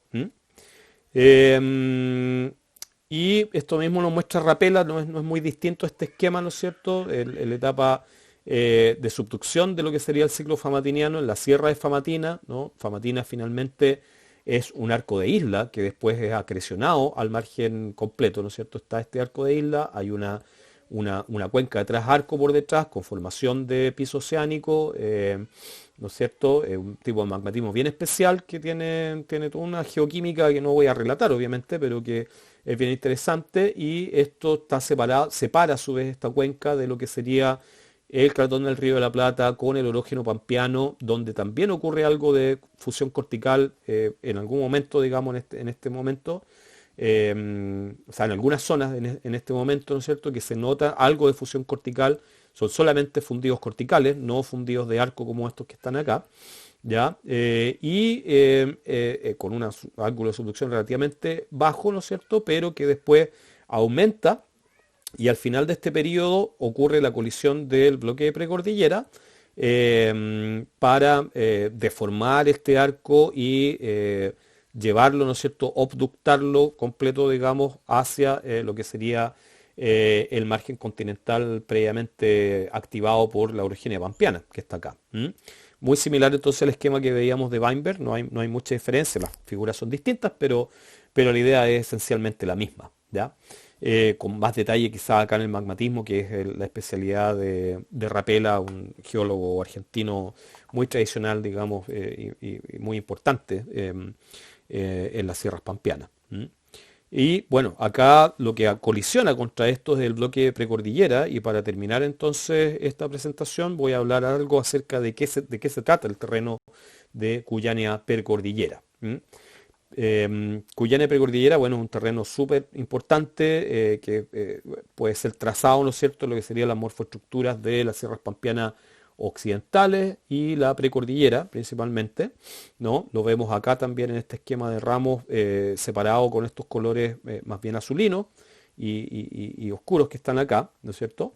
Tiene dos tipos de rocas principales, ¿no? Por un lado son las rocas sedimentarias que están acá, son rocas desde el Cámbrico hasta el Devónico sedimentaria, muy bien preservadas, muy deformadas hasta después por la orogenia andina, y un basamento que está expuesto principalmente en la Sierra de Pie de Palo, que es este sector que está acá, ¿no es cierto? Y acá se divide entonces lo que sería la parte sedimentaria de la parte más bien ignio-metamórfica, que también se conoce muy bien producto de todos estos sondajes que están acá y que pinchan la base de lo que es la cuenca de Cuyo, una cuenca Triásica, Jurásica bastante posterior. Y en la base de esa cuenca entonces vemos expuesto también el basamento de Cuyania.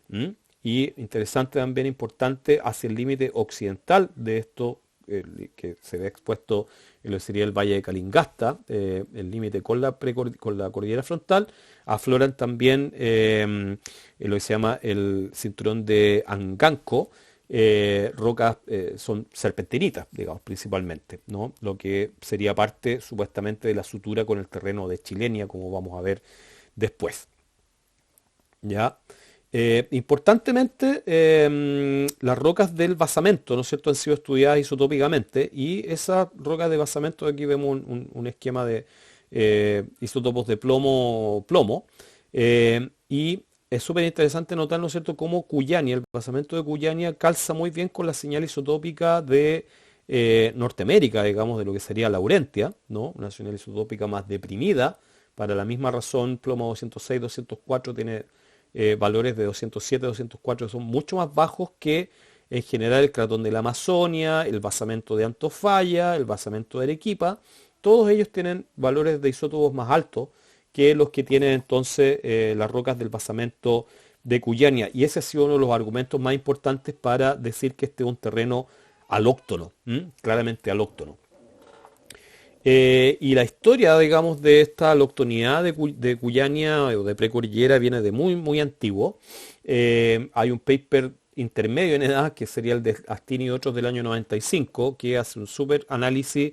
El primer paper es un muy buen análisis, ¿no es cierto?, de la estratigrafía y de la fauna, sobre todo, expuesta en la precordillera en todas estas rocas cámbricas ordovícicas.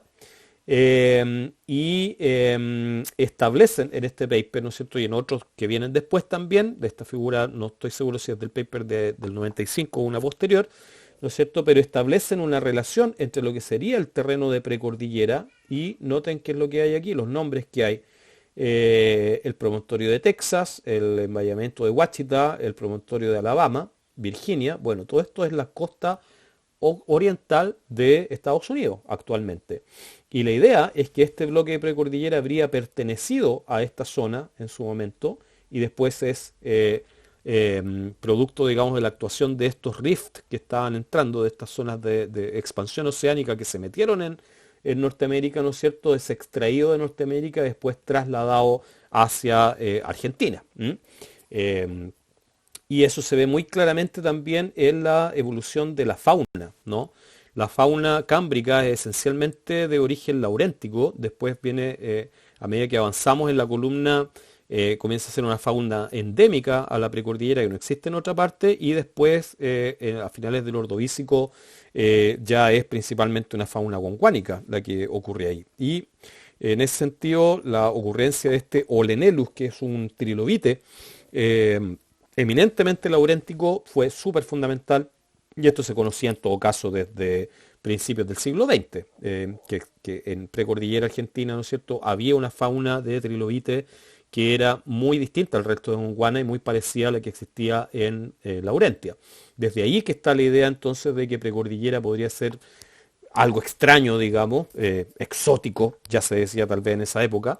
Hoy día sabemos que es un terreno realmente exótico al resto de Gondwana y que fue extraído efectivamente desde esta zona en la placa lauréntica o laurásica. La historia que cuentan estos autores, bueno, si bien estos esquemas no son muy bonitos, no se ven muy bien, es parte en el Cámbrico inferior, digamos, y se proyecta hasta el Ordovícico superior, ¿ya? Lo que tenemos acá es justamente el margen pasivo oriental de Laurentia durante el Cámbrico, el cual está siendo afectado por esta dorsal, ¿no es cierto? Aquí estaría el terreno de precordillera, el mismo que vemos acá, pero en algún momento, ¿no es cierto?, se produce una migración, un salto de la dorsal, probablemente por producto de un salto de una pluma, hacia el interior del continente, ¿no? Ya no sigue acá la dorsal, sino que se proyecta hacia el interior y por lo tanto la precordillera queda traspasada, trasladada de una placa a la otra. Y esta placa, digamos, producto de la acción de esta dorsal, a lo largo de estas zonas de fractura, ¿no es cierto?, se empieza a movilizar. Hay una dorsal extinta acá, está activa allí, y se la empieza a llevar, digamos, sobre todo durante el Cámbrico, que es una etapa donde se forman todas estas calizas, que son muy importantes en la precordillera argentina. ¿No es cierto? Se ven claramente, digamos, primero en realidad, o sea, dentro de la secuencia sedimentaria, lo primero que se ve son sedimentos asociados a una etapa de rifting continental, después la plataforma avanza en mar abierto, digamos, formando estas calizas, y cambiamos acá de escala, vemos Laurentia y vemos Gondwana, acá está Sudamérica, ¿no es cierto? Sigue avanzando la precordillera solita en el océano, ¿no es cierto? Se va acercando el Ordovícico medio, de hecho se sabe esto porque habiendo un arco magmático activo acá, que era el famatiniano, genera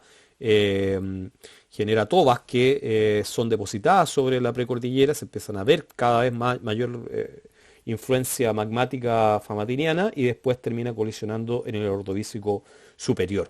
Y bueno, esta historia, que en realidad, digamos, estos papers son del año 90, por ahí, fue espectacular, digamos, cuando se estableció esto fue uno de los casos más claros y más obvios en los cuales había transferencia de un terreno de una placa a otra, ¿no es cierto?, durante el Paleozoico, y un terreno que hoy día lo vemos, uno puede ir, digamos, y visitarlo y ver esos Olenelus espectacularmente expuestos en la precordillera, ver el basamento también y entender muy bien cómo ocurrió toda esta historia. Nadie duda realmente en este momento de que la precordillera es un terreno alóctono, Hay sí algunas dudas, algunos debates sobre el mecanismo por el cual se trasladó hasta el sector que está ahora y también del origen. Hay algunas alternativas extremas, digamos, que proponen que el origen es más bien gonguánico y se había trasladado a través de zonas de fractura, pero yo prefiero no ponerla ahora, no complicar mi exposición que ya bastante compleja y larga está, sino que dejar esta que es la tesis, digamos, más oficial acerca de el cómo se forma y cómo se transfirió, digamos, Cuyani y Precordillera a Gondwana. Bueno, y con eso termino. Disculpen por lo largo, 1 hora 50 hablando, estoy cansado, de hecho, y el video, bueno, se va a demorar en procesarse, etcétera, pero yo espero poder subirlo hoy día de todas maneras. Chao.